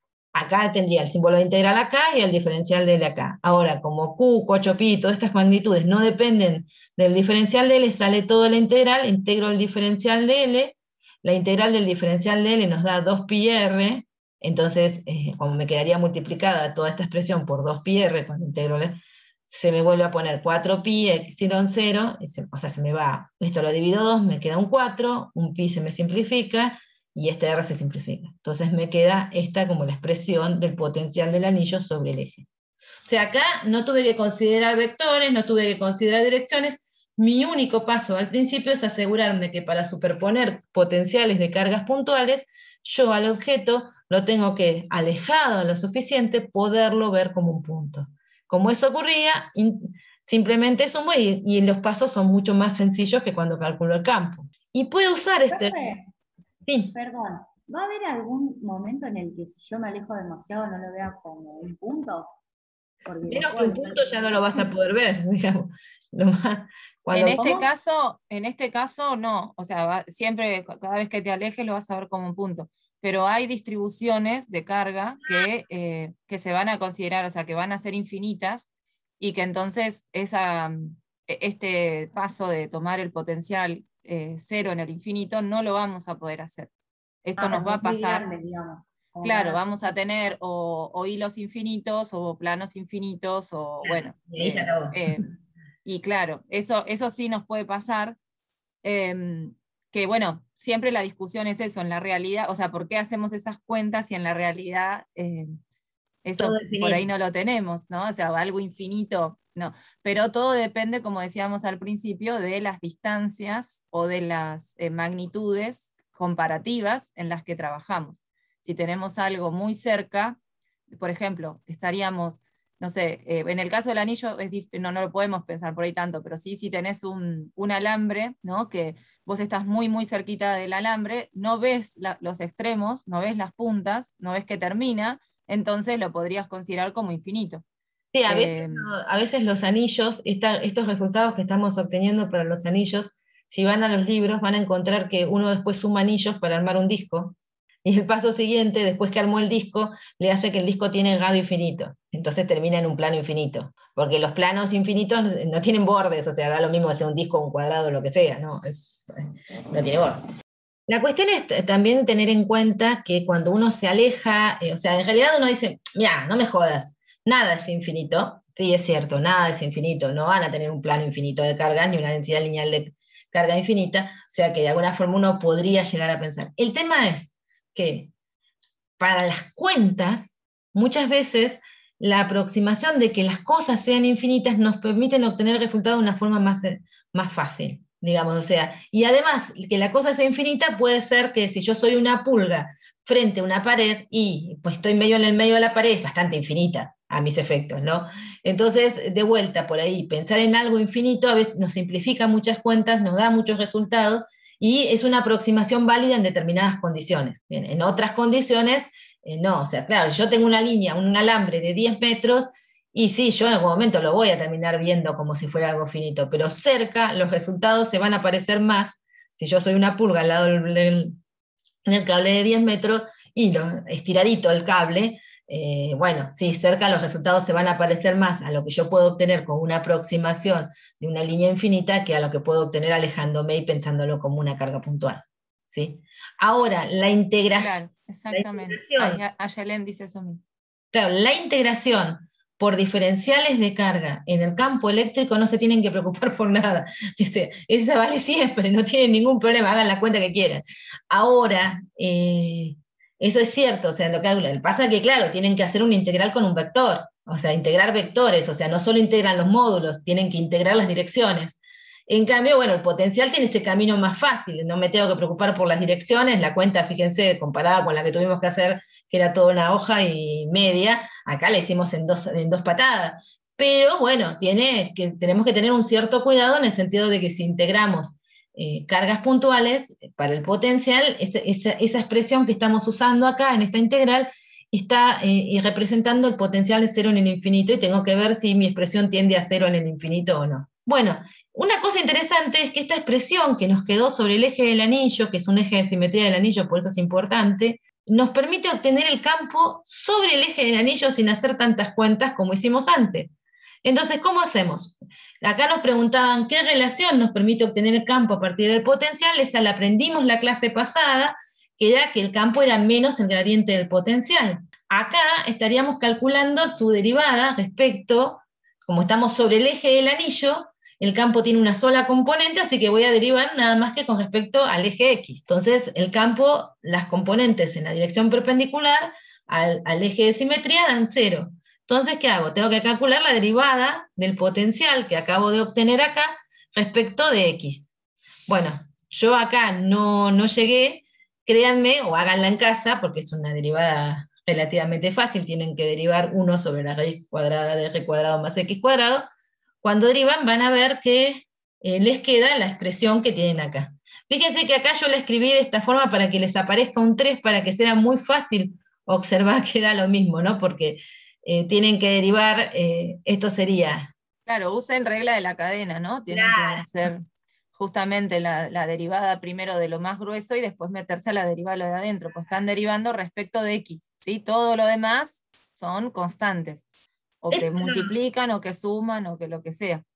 Se los dejo porque de pasada practican hacer una derivada, no es muy complicado, pero vean que el camino, aparte es parte de la práctica, sé que al menos hagan la derivada de esto, el camino a seguir es muchísimo más sencillo con el potencial cuando lo pueden usar que con el campo eléctrico. Y que eso es lo que la pregunta que tiene muchas ventajas. ¿Qué ventaja dirían ustedes? ¿Qué remarcarían acá? A ver, ¿por qué les parece que sería mejor ir por este camino que por el que hicimos antes? Y que por este camino ya descubro dos cosas. Descubro el potencial y después nada más haciendo una derivada ya saco el campo eléctrico. Bien, esa es una muy buena. Y está bueno que hayas dicho, descubrí dos cosas porque tengo el potencial. ¿Y para qué me sirve el potencial además de calcular el campo eléctrico? Para calcular el trabajo. Para calcular trabajo. Claro, cuando trabajo me lleva yo una carga. Si, por ejemplo, no sé, ustedes tenían un problema no, lo tenían entre dos cargas, pero muchas veces les preguntan cómo se movería una carga, por ejemplo, negativa, que la ponen sobre el eje, y bueno, la pueden trabajar con el campo, pero la pueden trabajar también con la idea de energía, y pueden dar con qué energía va a pasar por el centro del anillo, y demás, haciendo cálculos de diferencias de potencial como hicimos hoy con el dipolo. O sea, encima pueden hacer cuentas fáciles con cuánta energía cinética va a tener, qué velocidad, cómo va a pasar, demás, porque tienen al tener el potencial, tienen toda la formulación de energía disponible en las manos. ¿Cuánto vale el campo en el medio del anillo? 0. 0. Sí. ¿Y lo pueden ver por simetría que tiene que valer 0? Sí. Sí. ¿Y si las cargas fueran, supónganse, negativas, también valdría 0? Sí, porque también por simetría se anularían todas. Y la expresión de última cambiaría el Q acá, ¿no? Tendría un signo distinto acá. Bueno, está bien. Creo que se entendió. Pará, podemos usar la expresión de B para calcular E. ¿Podemos usar la expresión del potencial en X para calcular E fuera del eje? Esa expresión de potencial que acabamos de obtener acá arriba, que nos permitió calcular el campo sobre el eje, ¿lo podemos usar en cualquier punto del espacio? ¿En otros puntos? Sí, porque no tiene un versor. A ver, pensemos, el potencial, ¿dónde lo calculamos? En el chat dicen sí, pero cambia diferencial Q, preguntan. El diferencial de Q es la carga por unidad de longitud, digamos, en el anillo. Ese justo no cambiaría. Pero el R sería el mismo, yo podría escribir así el R como la raíz cuadrada de R cuadrado, de radio del anillo al cuadrado más X al cuadrado, así tan fácil. No. No. No, porque cambiaría la distancia. Claro, sería distinta de cada punto que elijo, me daría, o sea, obviamente puedo calcular el potencial en un punto, o sea, obviamente elijo el punto, veo cómo escribo cada una de las distancias, la integral por ahí no es tan sencilla como esta que resolvimos, pero eventualmente se puede resolver y puedo calcular punto a punto. Lo que no me va a quedar es una expresión genérica, porque no, los demás puntos no pasa un eje de simetría por ahí. ¿Sí? El hecho de que ese sea un eje de simetría tiene mucho adentro, porque nos deja encontrar una expresión que vale sobre todo ese eje. En cualquier otro punto tengo que usar calcular, pero no voy a encontrar una expresión. De hecho, el anillo no tenemos una solución genérica en función de las coordenadas. Tenemos que calcularla punto a punto. Así que esa expresión que calculamos sobre el eje no vale en otros puntos. Así que no puedo calcular el campo tomando el gradiente de un potencial que solamente vale en el eje, ¿sí? Me paro fuera del eje, la expresión no vale, entonces tampoco vale que le tome el gradiente para calcular el campo. ¿Estamos de acuerdo? Para hacer el gradiente tenemos que tenemos que usar una expresión que vale sobre el lugar donde nosotros queremos trabajar, en la región donde queremos trabajar. Y si estamos fuera del eje, esa expresión no vale. Sobre el eje, sí, todo lo que hicimos es válido. Pero si nos movemos del eje, ¿está bien? Hay que calcularlo para cada punto, ¿sí? Eso no se les va a pedir, digamos, que lo hagan, no les vamos a pedir que lo calculen para otro punto, pero sí está bueno que lo tengan en cuenta, porque a veces, cuando calculan para un determinado punto, después es común que uno lo quiera generalizar y tomarlo como que vale para cualquier punto. Claro. Y bueno, vamos a ver que hay situaciones donde sí eso se puede generalizar, pero justamente en este caso, en el del anillo, eso no es posible. Y está bueno que quede esa idea. O sea, el procedimiento te referís a calcular el potencial, ¿no? Y después, a través del gradiente, calcular el campo. Claro, si podremos calcular una expresión genérica del potencial y después de eso lograr encontrar el campo. En este caso, ¿podremos calcular una expresión genérica del potencial en otro punto? Y no, porque las distancias van a ser distintas en cada punto del anillo. No van a encontrar una expresión genérica, como no lo podemos hacer para el campo eléctrico ni para el potencial, entonces no voy a poder seguir el procedimiento para calcular el gradiente y demás. En eso es lo que tratábamos de decir. Bien, el otro caso, que es el problema 2 de la práctica, estoy a full con la práctica, es un alambre delgado que se ubica a lo largo del eje Z desde 0 a L, ¿no? Entonces fíjense que acá ya está el esquemita, como decimos siempre con la práctica no está, entonces acá tenemos el alambre delgado que tiene una carga Q positiva, que se ubica sobre el eje Z desde el 0 hasta el L, y la carga dice que está uniformemente distribuida, entonces yo estratégicamente traté de dibujarlos más o menos distribuidos uniformes. Y nos preguntan, no leo porque tengo un cosito tapándomelo, el potencial sobre el eje Z para un punto Z que está más lejos que la longitud del alambre, o sea, está fuera del alambre, y nos preguntan, parte dice Z mayor que L, entonces encima está pidiendo lo positivo, por eso estoy bancando este punto acá, y nos preguntan qué punto elegimos como referencia para el potencial. ¿Qué punto elegiríamos como referencia para el potencial en este problema? 0, 0. No escuché, perdón.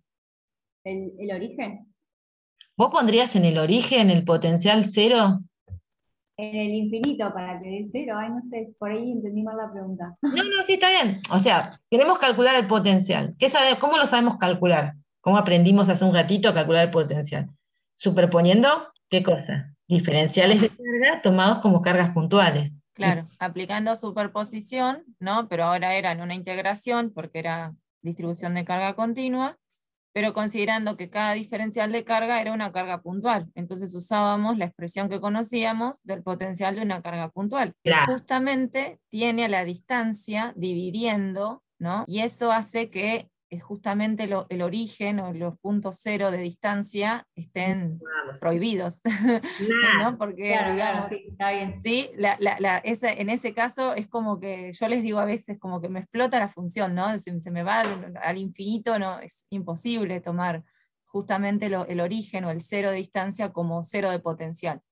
Al contrario de eso, justamente esas funciones, esa función que depende de 1 sobre R, tiene un cero natural o tiende a cero naturalmente en el infinito, cuando estamos muy lejos. Por eso es que tomamos esa referencia. ¿Está bien? Entonces, de vuelta nos encontramos en el problema de resolver esta integral. Tenemos que describir el diferencial de Q. ¿Cómo escribiríamos al diferencial de Q acá? ¿Tienen una idea? Es un alambre delgado y la carga está uniformemente distribuida y el alambre delgado mide L. ¿Qué haríamos para encontrar el diferencial de Q? ¿De vuelta lambda? De vuelta lambda, ¿que vale cuánto? ¿Sobre L? Q sobre L, perfecto. Entonces el diferencial de Q, a ver si aparece, ahí está, ¿ven? Q es la integral de lambda por diferencial de L, como lambda es constante, nos queda lambda por L, entonces del diferencial de, o sea, nosotros podríamos escribir, esto lo podemos escribir como Q sobre L, y el diferencial de carga lo puedo escribir como lambda de L. Acá no creo que no les escribí, acá está el recordatorio de las definiciones. Entonces eso me permite a mí escribir el diferencial de Q como lambda, que es Q sobre L, como dijeron recién, y el diferencial de L lo estoy identificando con moverme a lo largo del eje Z, pero le pongo una primita, porque como le puse a la coordenada el nombre Z, a la coordenada del punto, ¿bien? Para no confundirme con la variable de integración sobre la longitud, entonces por eso tiene una primita nada. Y lo que nos queda, porque ahora ya puedo reemplazar el diferencial de Q, pero tengo que reemplazar también el R. Entonces acá la idea es cómo escribo la distancia del punto P a distintos puntos sobre la longitud del alambrecito. Y entonces elijo un punto genérico que tendrá una coordenada Z'. De vuelta le puse prima porque le puse Z a la coordenada del punto. Entonces la distancia de este diferencial de carga al punto donde yo quiero calcular el campo es Z, que es la coordenada del punto, menos Z', que es la coordenada del diferencial de carga. ¿Eso lo entienden? Que esto es R, que esta distancia que va desde donde tengo ahora el cursor, acá, que es donde está el diferencial de carga, es la coordenada del punto P, que se llama Z, menos la coordenada del diferencial de carga, que la voy a llamar Z'. En el ejemplo anterior también definimos un único diferencial de longitud. Claro, lo que pasa es que justo ahí, la ventaja que teníamos en el ejemplo anterior es que cuando nos movíamos por el diferencial de L, no nos alteraba la distancia, ¿sí? Pero cuando yo me muevo acá... Ah, claro, por eso. En el ejemplo anterior me preocupé de cómo escribir R y cómo escribir el diferencial de Q. El diferencial de Q me quedó escrito en función de la variable de integrar sobre... O sea, este diferencial de Z' sería el de L del ejemplo anterior. Por eso está escrito acá. Ahora, el siguiente paso es que tengo que reemplazar este R que está, la distancia del punto al diferencial de carga, donde el diferencial de carga es un punto cualquiera de la distribución de cargas. Bien, un punto. Sí, sí. Entonces elijo un punto cualquiera y digo, bueno, a ver cómo lo escribo. Bueno, justo acá, cuando lo intento escribir, me doy cuenta que, mira, me queda que R depende de la variable de integración. En el otro caso, miraba y decía, qué suerte, no depende de la variable de integración, es fácil la integral. ¿Se entiende? Sí, o sea, gracias. Nuestro objetivo es tratar de escribir lo que están en esas integrales, todo en función de una sola variable. Entonces empezamos a reescribir las cosas en función de datos del problema. Un dato del problema es la coordenada del punto. Otro dato del problema es la longitud del alambre y la carga Q. Entonces, eso es lo que hice. Y lo otro es la variable de integración. Reemplacemos todo. Bueno, y acá es al estilo Marisa, ¿no? Aparece... perdí. Ahí ya vino el cachetazo. Bien. Sí, lo que no sé si no perdí el L. A ver, pará.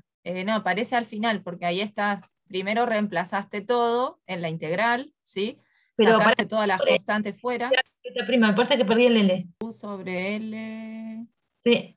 Sí, perdiste un L. Perdí un L, porque acá fíjense que está, diferencial de Q aparece, bueno, el 1 sobre 4pi epsilon 0 está acá afuera. El diferencial de Q tendría que aparecer un Q sobre L, falta el L, y después tengo que integrar, te aparecería Q sobre L, diferencial de Z', que se queda dentro de la integral porque no lo puedo sacar, y abajo, cuando reemplazo el R, me queda Z menos Z', o sea que me falta un L, ahí lo agrego. Pero bueno, acá tenemos la expresión. ¿Qué tan difícil es integrar esta expresión? ¿Todos se acuerdan que la integral de esa nos da un logaritmo? Por empezar, la integral de 1 sobre x nos da el logaritmo de x. Esto es fundamental porque vamos a integrar esa Sí. todo el tiempo, es una diversión, integrar 1 sobre x, 1 sobre r, 1 sobre algo. Esta yo agrego la L. O sea, hay varios pasos algebraicos que acá están, que no están hechos uno por uno, pero con cuidado Acá les van dejé, a poder llegar a esa expresión. acá les dejé la integral que sería la de 1 sobre z, si fuera una función cualquiera llamada z. Entonces cuando integro me queda 1 sobre z, la integral de 1 sobre z me da el logaritmo de z que la tengo que evaluar entre los límites de integración. ¿Sí? Claro, con esa sustitución, si hacen que u es z menos z', diferencial de u les queda menos diferencial de z', y ahí viene. O sea, la idea es esta. ¿Me siguen ahí? ¿Se entiende eso o no? Igual a z menos z', diferencial de u es igual a menos diferencial de z'. Entonces acá, si quieren, les borro, les ponemos. Ustedes mientras miren si nos están creyendo, ayuden un poco, porque por ahí estamos haciendo todas estas cuentas innecesariamente. Claro. El mundo Ustedes sabe ya, hacer esta maldita integral y estamos dedicando el tiempo al divino botón. O sea, eso tienen. sí, si ya se entendió, buenísimo, ¿no? No nos dedicamos a explicar esto. Claro. Acá me tendría que quedar menos diferencial de u.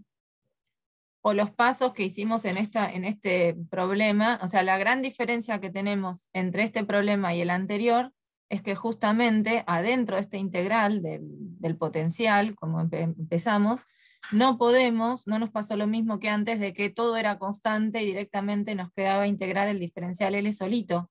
Acá no podemos hacer eso porque justamente a medida que vamos eligiendo un diferencial de carga diferente en este alambre, la distancia que tenemos entre ese diferencial de carga y el punto donde queremos calcular el potencial va cambiando. Y eso hay que ponerlo de manifiesto en la integral porque son estas magnitudes que están relacionadas y que no podemos sacar todo fuera de la integral como antes. ¿Está bien? Entonces, acá viene un poco la manera de cómo lo escribo matemáticamente para poner esas relaciones dentro de la integral. ¿Está bien? Y ahí es donde aparece todo este nombre a las variables, ¿no? De cómo llamarlas adecuadamente para darme cuenta qué es lo que tengo que integrar y qué es lo que permanece constante, porque la carga total, la longitud total del alambre sí son constantes, y la coordenada z del punto donde estoy parado también es una constante, porque me paro en ese punto, ¿sí? No es que me voy moviendo por el eje z, me paro en un punto y esa coordenada es fija, pero lo que no es fijo es la posición que voy tomando del diferencial de carga, porque eso lo tengo que recorrer entre cero, entre un extremo del alambre y el otro extremo. Entonces, por eso viene ese z' que aparece acá, ¿sí? Como una coordenada que tengo que integrarla entre un extremo y el otro del alambre cargado. ¿Eso se entiende? Sí. Sí, se entiende. Lo que no entiendo es por qué queda negativo el dz'. Sí, yo, acá fíjate las cuentas que estoy agregando yo acá. Ahí fíjate que les agregué recién la variable, esta cambio de variables que les proponía Flavia para resolver la integral. Claro. Era El una. z' es negativo, o sea, vos fíjate que en la integral tenés que escribir la distancia que hay, siempre es una distancia. ¿Qué hay entre quién? Entre el punto donde estás calculando el potencial y el punto donde está tu diferencial de carga que estás eligiendo como para mirar, digamos, y plantear la integral. ¿Sí? ¿Cómo escribís esa distancia? Bueno, si el punto tiene coordenada z, si P está a una distancia z, una coordenada z del 0, y el diferencial de Q está a una distancia z' del 0, ¿qué distancia tenés entre ellos? Bueno, z menos z'. Sí, me parece Eso, lo habíamos hablado, ya la integral estaba como claro que había cómo se resolvía.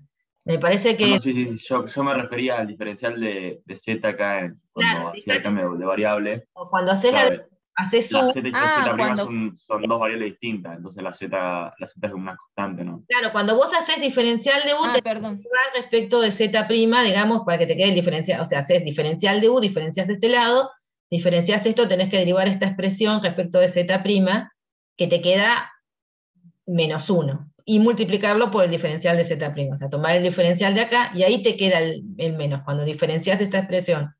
Luego, si querés mirar cómo serían los límites de integración ahora, cambiando de variable, o sea, porque ahora vos vas a esta integral y llamás a diferencial de Z', le pones menos diferencial de U. Pasás el menos para el otro lado, lo pones acá. Entonces te aparece un menos diferencial de U. Y la parte de abajo de la integral se convierte en un U. Y tenés que integrar, pero no entre 0 y L, sino entre los valores de U, entre los valores inicial y final que tienen ahora el U, digamos.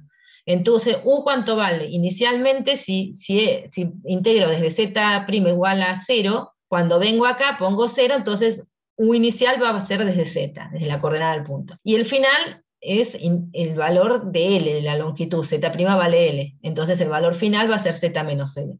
Entonces ahora tengo que integrar esto, este signo menos lo saco de la integral es de U sobre U me da el logaritmo, y lo tengo que evaluar entre el valor final menos el valor inicial.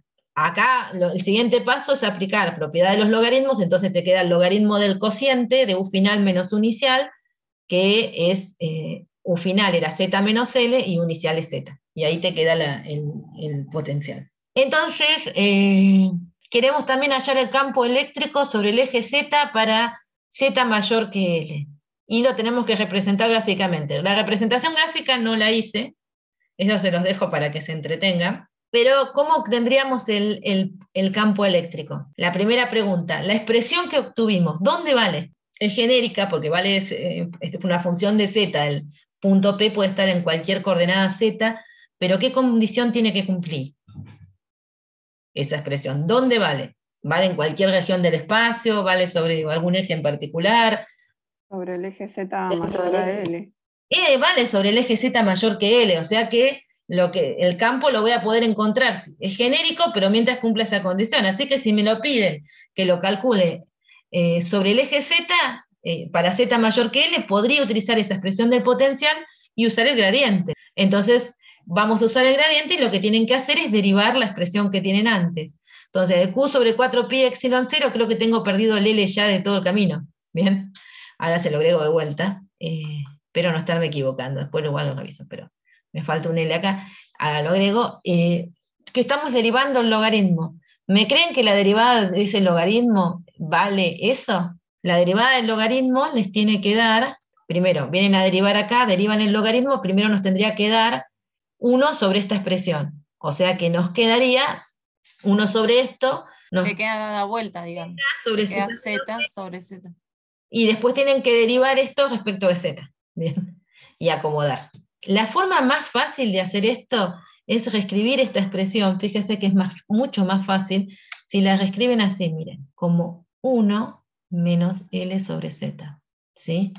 Entonces, les quedaría 1 sobre esa expresión, pero cuando van a derivar, o sea, cuando van a hacer la derivada de acá, es lo mismo, es hacer esta derivada, básicamente. Como sea, les va a aparecer un signo menos que se les va, y les va a aparecer un Z sobre L, y ahí creo que sí se me va el L, en ese potencial. Te iba a decir que acá no me quedan las unidades, te iba a decir. Acá, no, pero que acá estaba bien, porque se me va con el que aparece de derivar esta expresión. O sea, la expresión que nos quedaría es, bueno, nos quedan todas las constantes que nos queda esto, que está apareciendo ahí, nos queda el L, pero fíjense, y un menos, pero miremos el logaritmo, cuando vamos a derivar ese logaritmo, nos queda que la derivada respecto de Z, del logaritmo de esa expresión, no la voy a copiar, nos queda Z sobre Z menos L, reescribo la parte de adentro para derivar, y ahí me aparece un menos 1 sobre Z cuadrado. Sí, da eso. La hice recién de vuelta. Entonces, menos 1 no, un menos L sobre Z cuadrado. Entonces, ¿qué pasa? El menos se nos va, cuando reemplazamos la derivada por toda esta expresión, bueno, un Z cuadrado de acá se simplifica con un Z, entonces, y el menos se nos va, el L se nos simplifica, y nos queda lo que nos queda acá. O sea, convengamos, no me entró, pero esta derivada me termina dando, no sé si hay más cosas al costado, nos termina dando menos L sobre Z por Z menos L. Bien, que lo reemplazamos en la expresión de arriba y llegamos a esta expresión. ¿Sí? Estas derivadas son más de análisis 1, recuérdenlas porque no son muy difíciles, pero les van a pedir que las hagan. Entonces nos pueden preguntar, ahora tenemos el campo sobre el eje, tenemos el potencial sobre el eje, nos preguntan el trabajo necesario para mover una partícula con carga, este creo que se los agregué yo igual, con carga positiva desde 4L a 2L. ¿Cuánto nos dará ese trabajo? Los datos acá serían, nuestros datos originales eran L, la carga Q del alambre, y ahora se nos agregan las dos coordenadas entre las que nos vamos a mover y la carga Q positiva que queremos mover. ¿Cómo calcularíamos ese trabajo? Hoy lo calculamos al principio de la clase. Menos Q por delta B. ¿Por qué menos Q sobre delta B? Eso, yo iba a preguntar lo mismo. Es el trabajo necesario. ¿Quién hace el trabajo? ¿Este es trabajo externo? Claro, si es el trabajo, si no te tienen que decir el trabajo de la fuerza eléctrica, el menos Q por delta B, que dijeron recién es el trabajo de la fuerza eléctrica, y si te preguntaran eso estaría bien que lo contestaras así. Pero el trabajo necesario es el trabajo. Claro, entonces es Q por delta B. Q Claro. por D, ahí está. Entonces, fíjense que aparece acá le pusimos el signos más a todos para que sepan que estamos trayendo cargas positivas y demás. Porque si es negativa va a ir solita y el trabajo necesario es 0. ¿Bien?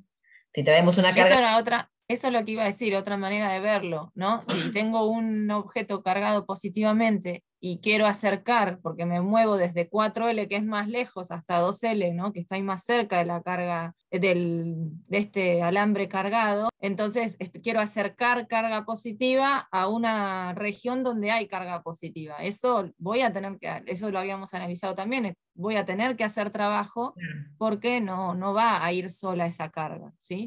Si es una carga negativa, recuerden que el trabajo es 0 porque va solita, el necesario, salvo que normalmente les van a decir que las muevan a velocidad constante, entonces ahí sí vuelven a hacer esta cuenta. Entonces fíjense, uso el potencial que calculé. El de allá arriba, evaluado en 4L. Y 2L. Y después lo evalúo en 2L y los restos. Sí, y además, espérate que. Bueno, supónganse, aparece el signo menos acá sí está el L, mirá, no me lo perdí. Aparece el. No, ya lo vi. La extensión 0, multiplicamos por la carga que vamos a tener y tendríamos que hacer en la expresión de arriba, nos quedaría para reemplazar el logaritmo arriba. Tengo que reemplazar 2L menos L y abajo, 2L menos L sobre 2L, ¿no? Ese es el valor final. Y el valor inicial es el logaritmo de 4L menos L sobre 4L. Entonces esto nos queda el logaritmo de 1/2, ¿no? Sí, de 1/2. Y después nos queda el logaritmo de 3/4. 3/4. Te faltó el logaritmo. Ahí va. Y esto nos queda. Y eso lo puedes escribir otra vez como un cociente, y entonces simplificás. El logaritmo. Espera, este lo podríamos escribir sí, como un cociente, entonces nos queda el logaritmo. Igual. Nos quedaría 2/3. No, tenés un menos. Después lo vas a dar vuelta porque. Vuelta y me queda el logaritmo de 3/2. Claro, pues tenés tienen un menos adelante de cada potencial, ¿no? De cada expresión, que les da vuelta a su vez ese cociente. Claro, por eso queda expresado así. O sea, la cuenta del logaritmo les queda esto, pero hay un signo menos acá. Bien, por eso queda escrito así. Y nos da positivo. Está bien que el trabajo nos dé positivo. Si quieren le podemos poner un signo menos adelante a todo, pero no me va a entrar la gallita. Pero bueno, lo que tenemos que hacer es esta cuenta, reemplazar esto acá, y cuando lo hayan reemplazado van a llegar a esta expresión. Y yo simplemente invertí para deshacerme del signo menos, para que se vea más fácil. El logaritmo de un número mayor a 1 es positivo, así que ese trabajo, como las cargas eran positivas, la longitud obviamente es positiva, las constantes son positivas y el logaritmo me da positivo, ese trabajo es positivo. De que necesariamente teníamos que hacer ese trabajo, ¿no? Era lo que decíamos recién. ¿Queda claro eso? ¿Que por eso nos da positivo? Claro. O sea, da positivo porque está en la misma dirección que la fuerza que yo estoy ejerciendo. O sea, Claro. la dirección en la que yo muevo la partícula es la misma dirección que la fuerza que ejerce la fuerza externa. Claro, Exactamente. estamos entregando energía al sistema, además, porque al llevarla ahí, nosotros le estamos dando energía a la partícula para que si la soltamos, después la convierta en energía cinética, por ejemplo. O sea, ese trabajo positivo que hizo el agente externo es entregarle energía al sistema. Bien, y después, una cosa para observar es que si miramos el campo que obtuvimos acá, si hacemos que la distancia sea muchísimo más grande que la longitud del alambrecito, nosotros dijimos que eso tendría que comportarse como una carga puntual. Y efectivamente, porque si yo digo que Z es mucho mayor que L, puedo despreciar L frente a Z y me queda 1 sobre Z cuadrado, que sería 1 sobre la distancia al cuadrado, que lo que nos da es el campo de una carga puntual, ¿sí? Ustedes en análisis 2 vieron la idea de flujo, ¿bien? El flujo de un campo vectorial, que era la integral del campo vectorial escalar el diferencial de área, o sea, era la cantidad de líneas de campo que salían de una dada área. Entonces, ¿por qué un producto escalar? Y porque en principio yo podría tener el campo como en ese dibujo, con algún ángulo respecto del área. ¿Y cuántas líneas de campo salen realmente? Y tendría que ver la parte de ese campo que es perpendicular, porque la otra queda tangente a la superficie, no va a salir realmente. Por eso aparece ese producto escalar. Ahora, claro, yo acá lo estoy ya llevando un lenguaje de campo porque lo que me interesa no es calcular el flujo de cualquier campo vectorial, sino calcular el flujo del campo eléctrico. Entonces vamos a interpretar la idea de flujo. Vamos al paso 1. ¿Cómo interpreto el flujo en estas cuentas? Primero es una magnitud escalar. Eso se ve desde esta expresión, porque es el producto escalar de dos vectores. El producto escalar da una magnitud escalar. Y podemos decir intuitivamente que el flujo será, si nosotros estamos viendo el flujo de un vector, de un campo vectorial, a través de una superficie, que sí, que tiene esta forma, por ejemplo, esta flecha negra gruesa es el diferencial de superficie, y estas son niñitas que tenemos acá, están representando el campo. Entonces, estas niñitas que están representando acá es una región del espacio donde viene un campo que tiene esa dirección. Y yo pongo un área que tiene su diferencial de área en esta dirección. Entonces, va a ser predominantemente positivo si el campo y el diferencial de área están del mismo lado de la superficie, como en este caso. O sea que va a ser en la dirección del diferencial de área. Entonces va a ser, esa cuenta me va a dar predominantemente positiva porque el producto escalar me da positivo. Va a ser negativo si están de lados opuestos. Bien, porque este producto escalar me va a dar negativo. Entonces, cuando sumo todas las contribuciones, me termina dando negativo. Va a ser 0 si tenemos un campo que es perpendicular al diferencial de área. O sea, si la superficie está tangente al campo, entonces el diferencial de área de la superficie es perpendicular al campo. Y va a ser 0 en una superficie cerrada. Esto lo pueden ver porque en cualquier superficie cerrada que pongan acá, las líneas que entraron por un lado salen por el otro. Yo podría poner una esfera, lo que quisieran acá, y pueden ver en el dibujo que todo lo que entra por un lado de esa superficie está saliendo por el otro. ¿Esto lo ven, este tipo de dibujitos, y cómo son los flujos si tenemos un campo que atraviesa así las superficies? Sí, el último me deja medio confundido, pero... Fíjate que todo lo... Queda 0. Porque todo lo que entró suponete, la parte de abajo salió por la parte de arriba. Partía la mitad del cilindro y todo lo que está viniendo de abajo es predominantemente contrario a la dirección del diferencial de área. Si vos empezás a hacer dibujitos de diferencial de área de la mitad para abajo, te apunta medio contrario al campo. Y cuando mirás la parte de arriba, siempre vas a tener una componente del diferencial de área que apunta en la misma dirección que el campo. Entonces, la parte de arriba contribuye. Y visto así, decís, bueno, todo lo que entró de un lado salió del otro. ¿Eso lo puedes ver, que todo lo que entró de un lado salió del otro? Sí, sí, sí. Bueno, entonces eso.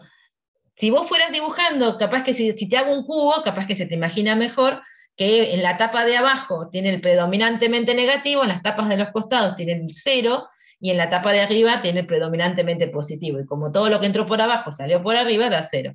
Yo ahí puse una genérica para que no piensen que solamente en los cubos va a dar 0. Claro. Entonces, tenemos una carga puntual. ¿Por qué? Porque siempre arrancamos con las cargas puntuales. Y vamos a tomar superficies esféricas alrededor de la carga puntual, que ya venimos hablando de que esas superficies esféricas en las cargas puntuales son equipotenciales, porque el potencial de una carga puntual va como 1/r, si fijamos el radio, el potencial vale lo mismo, entonces las esferas tienen el mismo potencial. Vamos a calcular ahora el flujo del campo eléctrico. Entonces, ahí tenemos de vuelta la definición, nada nuevo bajo el sol. Ahora vamos a escribir el campo, como el campo es un campo radial, o sea, va en la dirección del radio, o sea, en cualquier punto que yo me paro viene radialmente hacia mí, así que esto tiene simetría esférica, digamos, tengo que poner en coordenadas esféricas, pero claro, me queda nada más que en la dirección radial, no me tengo que hacer tanto problema, va solo en la dirección radial. Si yo considero esferas concéntricas con la carga, el diferencial de área también va a ir en la dirección radial. Entonces, cuando reemplazo las dos expresiones, ¿qué me queda? El producto del módulo del campo por el producto del módulo del diferencial de área por el producto escalar de R escalar R, que da 1. Entonces, y acá miren una cosa, acá yo escribí una integral en una superficie cerrada, porque estoy tomando toda la esfera, ni media esfera, ni un pedacito de esfera, toda la esfera. O sea, esta es la definición de flujo general, y acá estoy calculándolo en una superficie cerrada, así que le puse el símbolo de que es toda la superficie de la esfera la que voy a tomar. Entonces, cuando miro esta cuenta, digo, bueno, me lleva a esta expresión. Ahora, este no es el mismo caso que estuvimos hablando. Acá si uno mira el dibujo, no está mirando que hay la misma cantidad de líneas que entran por un lado de la esfera, salen por el otro. Ahí hay una carga dentro y hay líneas saliendo de la carga, o sea que salen líneas por todos lados. O sea que no es todo lo que entra por un lado sale por el otro. Acá todo sale, parece. Bien, entonces, cuando vamos a resolver la integral, fíjense, yo acá reemplacé el módulo de E en un particular lugar, por eso lo llamé RA, por elegir algún punto, y voy a integrar. Entonces, si RA es fijo, porque estoy tomando una esfera concéntrica, entonces el radio de la esfera o la distancia de cualquier punto de la esfera, la carga puntual es siempre la misma, todo lo que está dentro de la integral es una constante y me queda la integral del diferencial de área, que me da el área de la esfera. Acá, importante, para los que no se acuerdan, el área de una esfera es 4pi r cuadrado, en particular si la esfera tiene radio RA, RA cuadrado. Esto a recordar porque lo van a usar, y bueno, llegan acá, y bueno, más rápido, simplifiquen los 4pi y los RA cuadrado, el que tenía que ver con el campo, con el que sale el del área, y le explica que el flujo del campo eléctrico a través de una superficie cerrada me da la carga sobre epsilon 0. Y esta cuenta me va a dar siempre lo mismo, independiente del radio que elija. Es decir, si elegí, por ejemplo, la esfera que estoy marcando acá, y esta tiene radio RA, si elijo una esfera con radio RB, y vengo y repito la cuenta y todo, me va a volver a dar Q sobre epsilon 0. O sea que, y si la descentro encima, la cuenta va a ser mucho más compleja que la que estoy haciendo acá, pero me va a volver a dar Q sobre epsilon 0. O sea, la cantidad de líneas que van a atravesar una superficie que encierre a esa carga, siempre van a ser las mismas. Entonces me va a dar siempre el flujo del campo eléctrico, la carga que encierra la superficie esférica sobre epsilon 0. Entonces eso es interesante. ¿Por qué? Porque este resultado lo puedo generalizar en una ley que dice que se llama ley de Gauss, que dice que el flujo del campo eléctrico a través de una superficie cerrada es igual a la carga neta encerrada por dicha superficie dividida la permitividad. Es decir, acabo de transformar esta expresión que escribí acá, el flujo del campo eléctrico a través de una superficie cerrada, es escribir el producto escalar entre el campo diferencial de área en una superficie cerrada, y eso siempre va a ser la carga que encierra la superficie sobre epsilon 0. O sea que ahora esa carga neta encerrada es la carga total que encierra la superficie. Es decir, que yo puedo tener cargas positivas, negativas, demás, pero yo sumo todas las que tengo en esa superficie y eso me va a dar la carga encerrada. Y me dice que el flujo del campo eléctrico va a ser esa carga encerrada sobre epsilon 0. Una de las cosas fundamentales de la ley de Gauss es que establece que esa ley está basada en la existencia de lo que se llaman monopolos. O sea, monopolos para los físicos son cargas. O sea, puedo tener cargas positivas o puedo tener cargas negativas. Eso significa tener un monopolo. Puedo tener uno todo positivo o uno todo negativo. Y puedo tener excesos de carga positiva o excesos de cargas negativas. Y nos dice que las cargas, son fuentes del campo eléctrico. O sea, que me pueden generar un campo eléctrico. Después, otra cosa que nos dice esta ley, que o sea, esta integral que está acá no nos dice que tiene que haber una superficie real ahí, o sea, no es que yo tengo que poner un objeto que tenga esa superficie para calcular la cuenta. Es una superficie imaginaria, puede existir o no algo ahí con esa forma, pero yo puedo imaginarme una superficie y hacer esta cuenta a través de esa superficie, es arbitraria, y la vamos a llamar gaussiana. Esa superficie gaussiana es imaginaria, la agregamos donde queremos para poder sacar esta cuenta.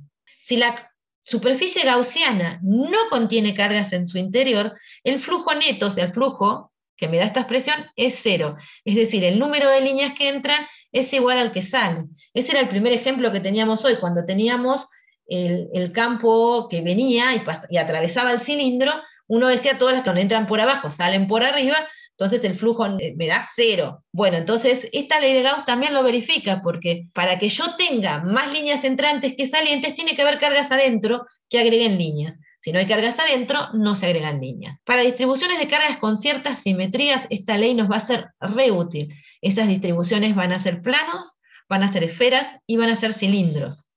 Vamos a ver cuáles, esos son los ejemplos que tenemos que ver en la segunda parte. Y el campo generado por todas las cargas, bueno, la integral que tenemos acá, este campo que está acá es el generado por todas las cargas en el espacio, no solo las cargas que están encerradas por la superficie gaussiana. Solo que aquellas que no están encerradas por la superficie gaussiana mandan líneas de campo que atraviesan la superficie y nos generan flujo neto.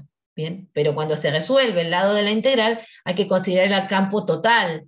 Bien, hay que pensar qué campo tengo en esa región. Cuando resuelvo el otro lado, solo pensar qué carga estoy encerrando por la gaussiana. Cortemos acá. Así que nos vemos a las 11, así pueden tomar algo, descansar, respirar, algo. Dale. Dale.